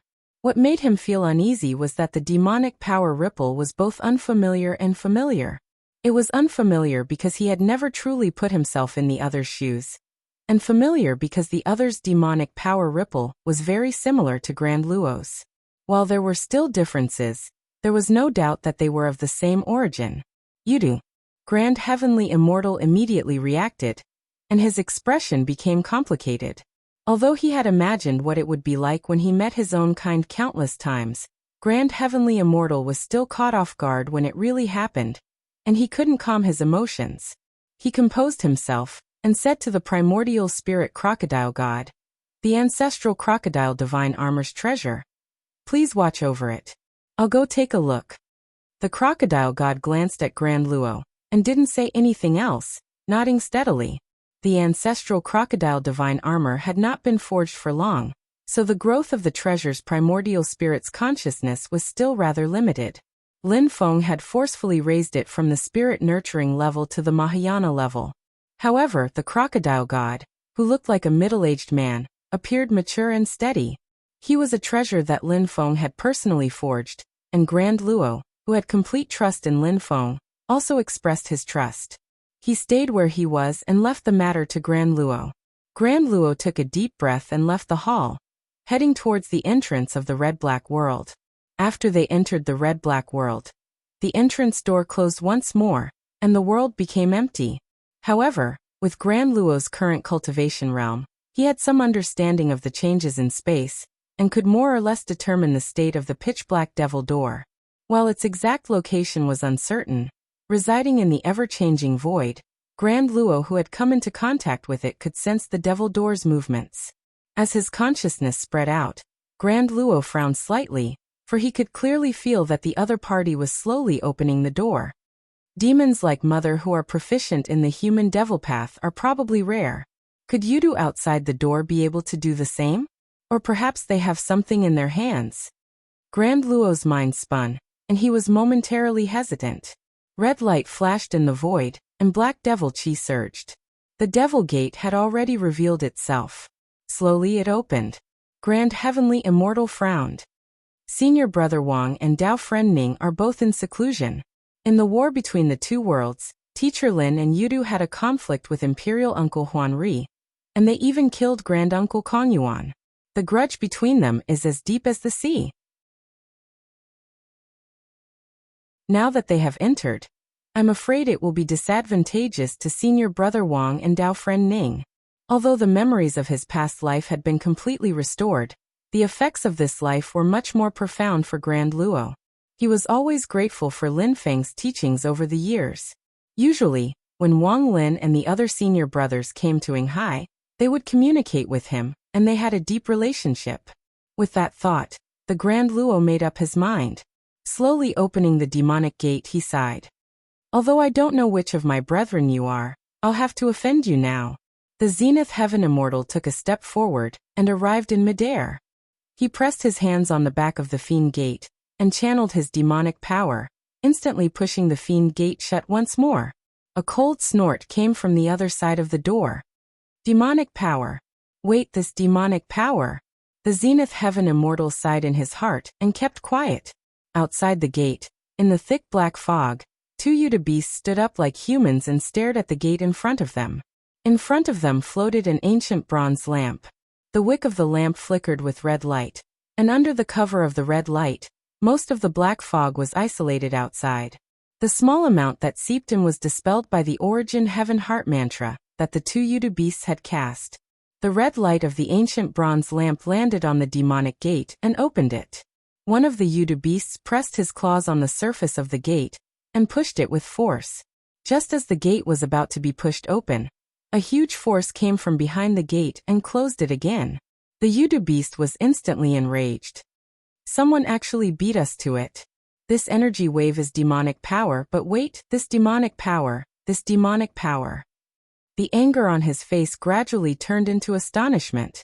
The other Yudu beast asked solemnly, Ningfeng, what's wrong? The Yudu beast that pushed the gate was Ningfeng Yudu, who had chased after Yan Nanlai, fought against Great Chanyu of the Northern Militant and Great Sage Lu Yuan, and lost to Shi Tianhao in the end. He turned to look at the other Yudu beast. Yunqing, could it be Jing Yan and the rest? But through the waves of demonic power, they should be able to recognize my demonic power. The person standing beside Ningfeng Yudu was a Yudu beast that was similar to him. It had a triangular head, and its body was covered in purple light markings. It was slightly taller and thinner than Ningfeng Yudu. Other than purple light, there was also a white halo flashing in its eyes. His name was Yunqing Yudu, and his cultivation was even higher than Ningfeng Yudu's. Like Jingyan Yudu and Bright Slayer Yudu, he was also a strong practitioner of Yudu who was going through the first tribulation. Yunqing Yudu took a look at the demonic gate, then stretched out his claws and pushed it. The demonic gate instantly shook violently. On the other side of the gate, in the black and red world, Grand Luo's body shook violently. He gritted his teeth, and the silvery white fur on his body surged. Purple light markings filled up the gaps, and his body started to grow larger, revealing his true form. Under the activation of demonic power, the black demonic gate was blocked by him, and it still closed. Because they were inside the gate, Grand Luo was more focused on stabilizing the restrictions formed by the black demonic gate. Yunqing Yudu increased his strength, but the gate couldn't be pushed open. Instead, a few cracks appeared on the surface of the demonic gate. However, with this contest of strength, Yunqing Yudu already had an idea in his heart, and his gaze turned deep. Ningfeng Yudu, who was at the side, was now carefully analyzing the power on the other side of the gate. The astonishment on his face turned into anger again. Such waves of demonic power come from the same source as the horn left behind by Her Majesty Yu Huang. Grand Luo is inside. Ningfeng Yudu stared at the demonic gate. But why is he blocking us? Yunqing Yudu's expression turned grim. Purple light shone on his claws, covering the entire demonic gate. He asked solemnly, Grand Luo, I know you can hear me. You don't know me, and I've never seen you before. I only know your name and your existence. My name is Yunqing, the son of Mirage Sunday. What is the meaning of this? Grand Luo could indeed hear Yunqing Yuda's name. His expression was slightly complicated, and he didn't reply. Yunqing Yuda said, the master of the mystic gate shouldn't be inside, or he would have come out long ago. From the looks of it, he didn't restrict your freedom, nor did he control you. Have you always been conscious and free? If that's the case, why are you blocking us? You're one of us. We're blood relatives. Yunqing Yuda's voice carried a hint of anger. Before this, when the master of the mystic gate touched the spirit sea, did you do everything of your own accord like this? After a moment of silence, Grand Luo's voice came from the demonic gate. You are the son of Imperial Uncle Mirage Sun, so I should call you Brother Yunqing. My rebirth wasn't completely arranged by my father, but by Master Lin. It was also Master Lin who taught me the paths, skills, and cultivation. In the spirit sea, although I've regained my Yuta body, my memory isn't complete. I'm the one who helped Master Lin. After going to the medium-sized world where my mother died, my memory of my past life has been restored. However, I'm blocking your path now of my own accord. Please don't blame me, Brother Yunqing. Hearing what Grand Luo said, Yunqing Yudu and Ningfeng Yudu were both shocked and furious. Ningfeng Yudu shouted, Have you lost your mind? Are you going to help that human and make things difficult for your own race? Slowly, Grand Luo said, Although my memory of my past life has been restored, to me, the one that affected me the most is this life. I don't want to be enemies with Yudu, but if I have to choose, I'm even more unwilling to be enemies with the human race. Ningfeng Yudu was enraged. Yunqing Yudu raised his hand and stopped Ningfeng Yudu. He then said solemnly, Her Majesty Yu Huang's plan had an accident, causing your rebirth to be an accident. At the same time, without anyone to guide you, you were bewitched by the master of the mystic gate, and bewitched by the human race. When you were reborn, our race was still outside the Great Thousand Worlds. Let's not talk about this for now, but now that our race has returned to the Great Thousand Worlds, it's time for you to return. Yunqing Yudu said coldly, You need to know that no matter if it's your demon soul or corporeal body, you belong to the Yudu race. The human race can't tolerate you. Grand Luo said, During these years, it's all thanks to Teacher Lin's guidance that I'm able to regain my corporeal body today. It's all thanks to Teacher Lin's help. The people of Xianmen Tianzong get along well with me. They don't look down on me. They don't view me with hostility. They don't guard against me. And they don't treat me with special treatment. As for the other humans, I've never come into contact with them. The other demon races are the same as well. Although it's very lonely, this is the choice I made. I don't regret it. Hearing Grand Luo's words, Ningfeng Yudu coldly laughed and said, The master of the mystic gate took you in because he wants the spirit sea to deal with our race. Do you think he has any good intentions? Right now you're still useful. When you're no longer useful, do you think you'll have a good ending? You'll be like cattle and sheep. You'll only be slaughtered and bled. Grand Luo said silently, I've said it before. The one who affects me the most is this life.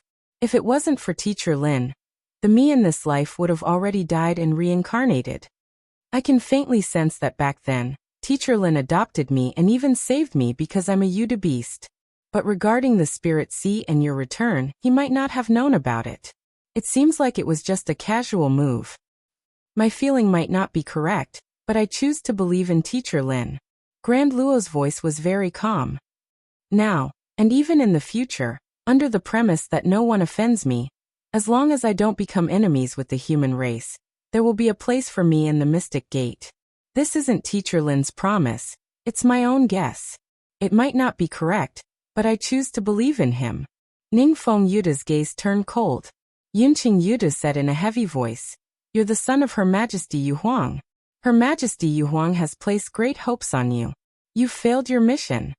On the other side of the Demon Gate, Grand Luo fell silent. His calm and resolute voice gradually turned bitter. Mission?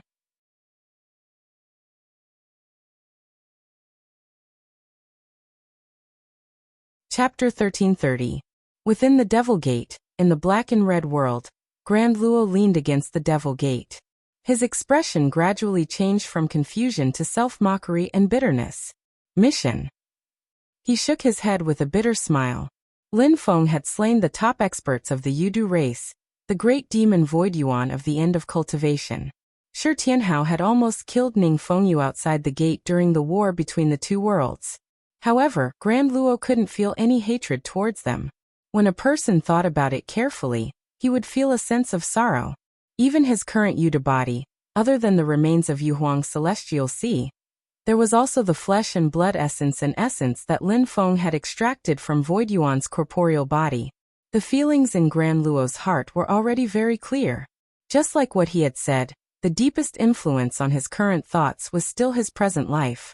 Looking back to the past, he, who had been sent into reincarnation by a secret art the moment he was born, and his feelings towards his parents, Yu Huang and Yu Ho, originated from the brand in his demon soul, and not from daily interactions. However, at this moment, Grand Luo still felt bitter in his heart. If he wasn't Yudu, if he wasn't Yu Huang's son, he wouldn't be where he was today. Different from ordinary people, other than Lin Feng's teachings, he was born with unique conditions, which all stemmed from his bloodline inheritance. If it wasn't for this special bloodline, would Lin Feng have saved him back then? Grand Luo could faintly feel that Lin Feng, who had saved his life back then, didn't know about the matters of the Spirit Sea and the Yudu race returning to the Great Kiliacosm. However, if he didn't have the Yuda bloodline, would Lin Feng have still saved him back then and taught him later on? Back then, maybe it was just a casual move by Lin Feng, but it was precisely because it could have an unexpected effect that he had laid out the chess piece in advance, wasn't it? Saving him might still have been done in passing, but taking him in as a disciple to teach him might not have been the case. Grand Luo knew himself well. Back then, when he was a human, at least in this life. As a human, Luo Yao's talent in cultivation was at most above average. He probably wouldn't be favored by the master of the profound gate. What exactly had made him who he was now? And where should he go from here? The Zenith Heavenly Immortal felt a wave of panic. The imprint that was engraved in his demon soul, and the pulsating bloodline all over his body caused his heart to tremble, and he found it hard to maintain his composure. On the other side of the door, Yunqing Yuda's cold voice came. Living in seclusion, hiding from the world, is this your decision? It's just a cowardly escape and self-deception. When my clan killed the people close to you in Xianmen Tianzong, and they asked you to fight against your own clan, what did you do? You didn't care about Grand Uncle Kong Yuan's death, but when the Xianmen Tianzong people, who were close to you, and the humankind, whom you couldn't bear to hurt, slaughtered your own kind, did you still not care? Before our race returned to the boundless world, you were the only Yudu in the boundless world. The reason you were able to keep your life was because of our existence, because our race was still strong, and because those humans wanted to find us who had entered the Blackboard realm through you. When you were the only Yuda left in the great heaven primordial world, what would you do? When the other humans want to kill you, will the celestial sect of the mysterious gate become enemies with their own race in order to protect you? A demon clan. We are of the same race, and we will protect every member of our race and fight every foreign enemy to the end. Xianmen Tianzong may become enemies with the demon race for you, but will they become enemies with the other humans for you? A Yudu? Yin Xingyuda's tone was cold. Have you ever thought about these questions? When you were still weak, when you were still unable to pose too much of a threat, these might not have been problems. But are you willing to live a peaceful life, not moving forward? When you have enough power to threaten those humans, will they believe you just because you say you want to hide from the world? And how many people will make you their target out of greed? When you have no other value, Xianmen Tianzong may be the first to kill you and use your flesh and blood to forge treasures. Grand Luo was silent. Outside the Devil Gate, Ning Fengyu said impatiently, "Don't lie to yourself. You said you don't want to become enemies with our race, but now that you're stopping us from entering, you're already helping Xianmen Tianzong and threatening our race. Earlier, you said that your past life's memories haven't fully recovered. Fine, I'll believe you for now, but what about now? Because your actions will bring a huge threat to our race in the future. When something happens, do you still dare to say that it has nothing to do with you and that it wasn't your wish?" Grand Luo closed his eyes and after a moment of silence he said softly, "I don't care if I'm selfish or cowardly, but today, I will not retreat." If he retreated, both Wang Lin and Ning Wanga would be in danger. Although the Wang Lin in this black and red world was only a clone of the Great Devil, he was at a crucial moment of comprehending the Tao. If anything happened, his original body would be implicated as well. Ning Fengyu was enraged. "You refuse a toast only to drink a forfeit. If it wasn't for the fact that you're Youhuang's son, we're of the same race. Who would have the patience to talk nonsense with you?" Grand Luo said calmly, "Before this, I've always wanted to understand my origins, hoping to know the ins and outs of the matter. Recently, my wish has finally been fulfilled. Be it the Yudu race or the human race, I have no intention of becoming enemies with them. Before you guys return to the Great Kiliacosm, I could still muddle along with my conscience. But you guys still came back in the end, much earlier than I expected. However, this should be normal. Back then, the powerful race that ruled over Heaven Wasteland and shocked the entire Heaven Primordial world would naturally not be willing to be trapped in a dimensional world. No one could force you to stay there." Grand Luo's gaze was complicated, and he sighed softly. "You guys have finally returned, and will once again enter a life and death struggle with the human race. It's indeed hard for me to stay out of it. It's because of the Yudu bloodline that I was able to enter Master Lin's tutelage, to be able to form an undying demon soul. The power of my innate bloodline also played a role that can't be ignored. I'm enjoying the legacy that father and mother left behind, yet I still have to betray father's expectations and trust. To me, perhaps only by abandoning this body can I be free. Now that I've awakened and been reborn, if I die, I'll lose the chance to reincarnate.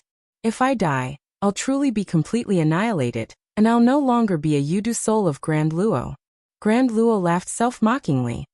"Teacher Lin saved my life in the past, but to me, I still have to walk this path. Is this an escape? I don't know, but I'm not willing to choose any other path, so this is the only one I can choose." Grand Luo said calmly, "But at this moment, I can't retreat, so I'll have to offend you." Outside the Devil Gate, Yin Xingyuda's expression calmed down as well. Silently he said, "Since this is your decision, there's nothing more to say. Since you've decided to betray your race and the glory that should have belonged to you, stubbornly sticking to the human race and standing in our way, we won't be merciful to a rebel like you." As Yin Xingyuda spoke, his figure gradually changed. Thick silver-white fur emerged from his body, and it was as if silver-white light was flashing non-stop. Purple light patterns filled the void, covering the silver-white fur on the surface of his body. On the 3 long horns on his head, rings of white light shone continuously. "I'm not in the mood to say anything. I'll spare your life and let the future prove how childish and naive your thoughts are. To prove that I'm right and you're wrong." As he spoke, Yin Xingyuda directly revealed his true form.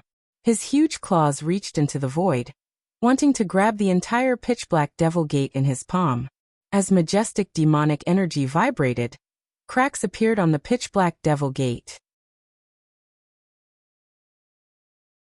Yin Xingyuda's voice was emotionless as he said indifferently, "Since you want to die, I'll grant you your wish.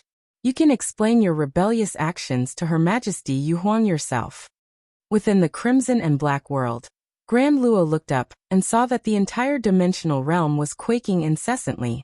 Not only were the cracks on the demon gate behind them becoming increasingly clear, but even the void before them was beginning to warp and distort. The Devil Gate's restrictions were connected to the entire world. Yin Xingyudu seemed to want to destroy the Devil Gate along with this dimensional world, as well as Grand Luo and the others in this world. Ningfeng Yudu also calmed down at this moment. He turned his head and stared at Yin Xingyudu. That traitor deserved to die. But in this world, there might be some clues left behind by Her Majesty that can guide us to his other arrangements. There's a change in Her Majesty Yu Huang's plan back then. If we don't remedy it, we won't have full confidence in the battle for the Spirit Sea. Yin Xingyudu said calmly. He said that he has the will to die, and I can see that although he's confused, it's not something he said in a moment of impulse. But now he's not retreating, which means that other than him, there are other people in this world, and for some reason, they're under his protection. They might be activating the clues left behind by Her Majesty Yu Huang, or Empress Yu Huang. In the battle for the Spirit Sea, other than Taishu Temple, Xianmen Tianzong is our greatest opponent.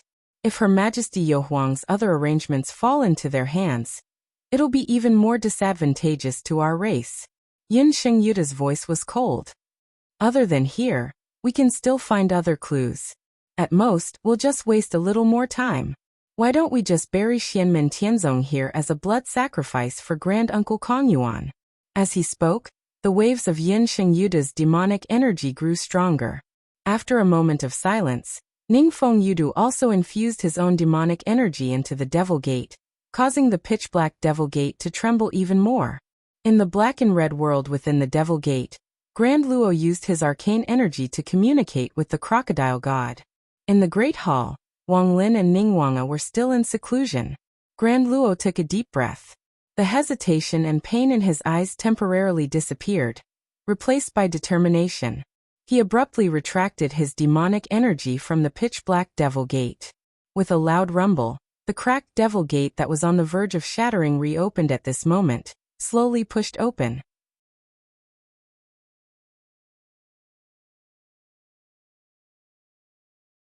Chapter 1331. When the Devil Gate opened, Yin Xingyudu and Ningfengyo's expressions turned even more grim. Although Grand Luo was currently in a state of unease and confusion, once he made up his mind, he would toss all other problems to the back of his mind and focus on the matter at hand. His will was firm and resilient. Since Grand Luo had already made up his mind to stop Yin Xingyudu and the others, he naturally would not retreat. Seeing that the Devil Gate's restrictions were useless, Yin Xingyudu intended to destroy the Devil Gate along with the red-black world within. Grand Luo naturally would not rely on that pitch-black Devil Gate. The gate's opening meant that Grand Luo would face Yin Xingyudu and Ning Fengyu head-on. It would no longer be a verbal exchange or a battle through the air, but a true face-to-face battle. A battle of life and death between the Yudu race and the Yudu race. Grand Luo, I'll say it one last time. Come with us. Yin Xingyudu stepped into the Devil Gate and revealed his true form. His figure seemed to fill the heaven and earth. His tall body was covered in silver-white fur, and purple light patterns flowed continuously on the surface of his body. Within the purple light patterns, there were even streaks of white light slithering about. There seemed to be a white halo in each of his eyes, emanating cold radiance as he stared coldly at Grand Luo. Grand Luo also revealed his true form. He stood in the air with his claws by his side and a huge tail swaying behind him. The three horns on his head shone with purple radiance. Seeing Yin Xingyudu and Ning Fengyu enter the red-black world, Grand Luo shook his head. Not now at least. Yin Xingyudu coldly said, I never capture anyone alive, and you are no exception.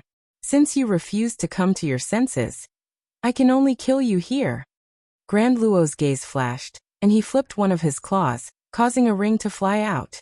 The ring transformed into a purple stream of light in the air, forming a halo that resembled a ring as it shot towards one of Yin Xingyudu's claws. When Yin Xingyudu and Ning Fengyu saw this, Expressions of fear and anger appeared on their faces. The ring left behind by Her Majesty Yu Huang. During the Battle of White Cloud Mountain, Empty Plains Yudu had been trapped by this ring. His demon power, which was even stronger than the heavenly reaching sage and Kunlun dragon kings, couldn't be unleashed. He became dispirited and listless, unable to continue fighting or break free. As a result, when he faced Lin Feng and the heaven-punishing sword later, even with Mirage Yudu bringing him away, Kongyuan Yudu was still slashed by Lin Feng and lost his life. This ring was left behind by Yu Huang Tianhai in the past. Even Empty Plain Yudu couldn't resist it, let alone Yinxing Yudu. However, Yudu race, which had already suffered once because of this problem, naturally couldn't treat it as nothing had happened. After the war between the two worlds, they might have to fight with Xianmen Heaven Sect again. The current clan master of Yudu race, Huanri, Yudu, Qingluan, Shixing Jingyan, and the rest of the top strong practitioners of Yudu race immediately pondered how to deal with them after the battle. Seeing the purple ring coming at him, Yinxing Yudu let out a long howl. He opened his mouth and spat out a mouthful of air at it. The rolling black air was like thick smoke that instantly shrouded the purple ring. It tumbled nonstop as it tried to collect the ring. The purple ring returned to its original form and transformed back into the shape of a ring. On the surface of the ring, there were complex and profound markings that flashed continuously. The small ring started to expand. When Yinxing Yudu and Ning Fengyu saw this, their hearts sank. Although it's a dead object, it's too effective against our Yudu race. As expected of the treasure left behind by Her Majesty Yu Huang, it's impossible to collect it now. I can only try to avoid being trapped. As he thought about this, Yinxing Yudu kept spitting out black air. It couldn't trap the ring and it broke free. It then transformed back into an extremely advanced purple ring, trapping Yinxing Yudu in the center. The ring shrunk rapidly, trapping Yinxing Yudu's huge body along with his arms. However, at the same time, Yinxing Yudu spat out a black mist that engulfed him, trapping him in the purple circle as well. The black air was like ink, covering Yinxing Yudu's entire body. In the next instant, the pitch-black Yinxing Yudu's body suddenly twisted violently. White light surged out from the triangle on top of his head and shot toward the sky. 3 beams of white light gathered at one point and gradually formed a light figure. Within the light figure, Yinxing Yudu's body gradually appeared. On the other hand, the black figure that was still trapped by the purple halo was still standing there quietly. When Zenith Luo saw this, he instantly understood. Is it similar to the cicada shedding of its carapace? The black figure that was left on the spot replaced Yin Kinji and was trapped by the ring of light. The one that was slowly taking shape was Yin Kinji real body, which had evaded the ring's restriction and reappeared. The black figure that was trapped was an empty shell created by a secret technique. Although the ring couldn't be taken away, the Yudu clan's secret technique prevented the clansmen from being powerless when they encountered the ring. No matter how strong they were, they would still end up as lambs waiting to be slaughtered. Zenith Luo stared at the figure formed by the 3 beams of white light. Yinxing hasn't completely escaped from the black shell. This method of escaping isn't something that can be done in a single move. In this case, there's still a chance. If we wait until he truly escapes, it'll be too late.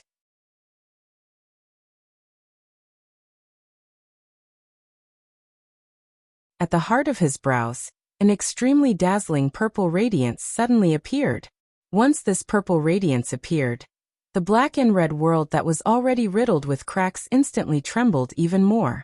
The void battlefield outside the black and red world also stirred up violent storms. Regardless of whether it was Yinxing Yudu who was reforming his body or Ning Fengyu who was fighting against Zenith Luo, their bodies trembled slightly at this moment. That tyrannical and dazzling purple radiance was dazzling, shocking the 9 heavens and 10 earths, as if the ruler of everything had descended upon this place. Although the radiance was faint, the concept of power within caused Yinxing Yudu and Ning Fengyu to tremble from the bottom of their hearts. Ning Fengyu stared at Zenith Luo and mumbled. As expected, he can use Her Majesty Yu Huang's dark capital flower.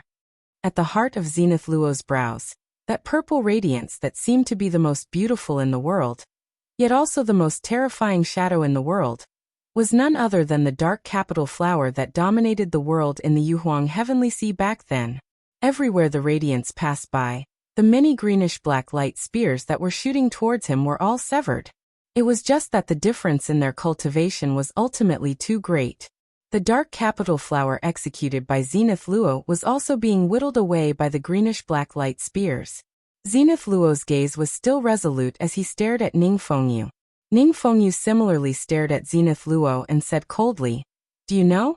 Seeing you execute the dark capital flower, I want to kill you even more. Not only do I want to kill you, I want nothing more than to devour your flesh and blood and chew your demon soul to pieces." The bloodline of Her Majesty Yu Huang and the Tao art of the Celestial Gates Master, the combination of the two is truly extraordinary, surpassing my expectations. As a result, I've wasted so much time here with you. After Ning Fengyu finished speaking, he let out a low howl and his demonic energy surged, becoming even more vast and violent. The surface of his body that resembled a human's limbs grew large amounts of long silver hair, covering his entire body. Outside the long hair, there was a layer of purple radiance flashing. On the surface of the purple radiance, large amounts of green runes appeared, circulating ceaselessly, shaking the void. Ning Fengyu, who had finally revealed his true form, took a step out and instantly appeared before Zenith Luo. You're tuning in to the Li Mei's Wuxia Whispers YouTube channel. We're so grateful for your support, and don't forget to subscribe to join us on this incredible journey through captivating stories. Your generosity through donations truly makes a world of difference, as it's the primary source of revenue that allows me to expand and enhance this channel for you. Thank you from the bottom of my heart for being a part of this adventure.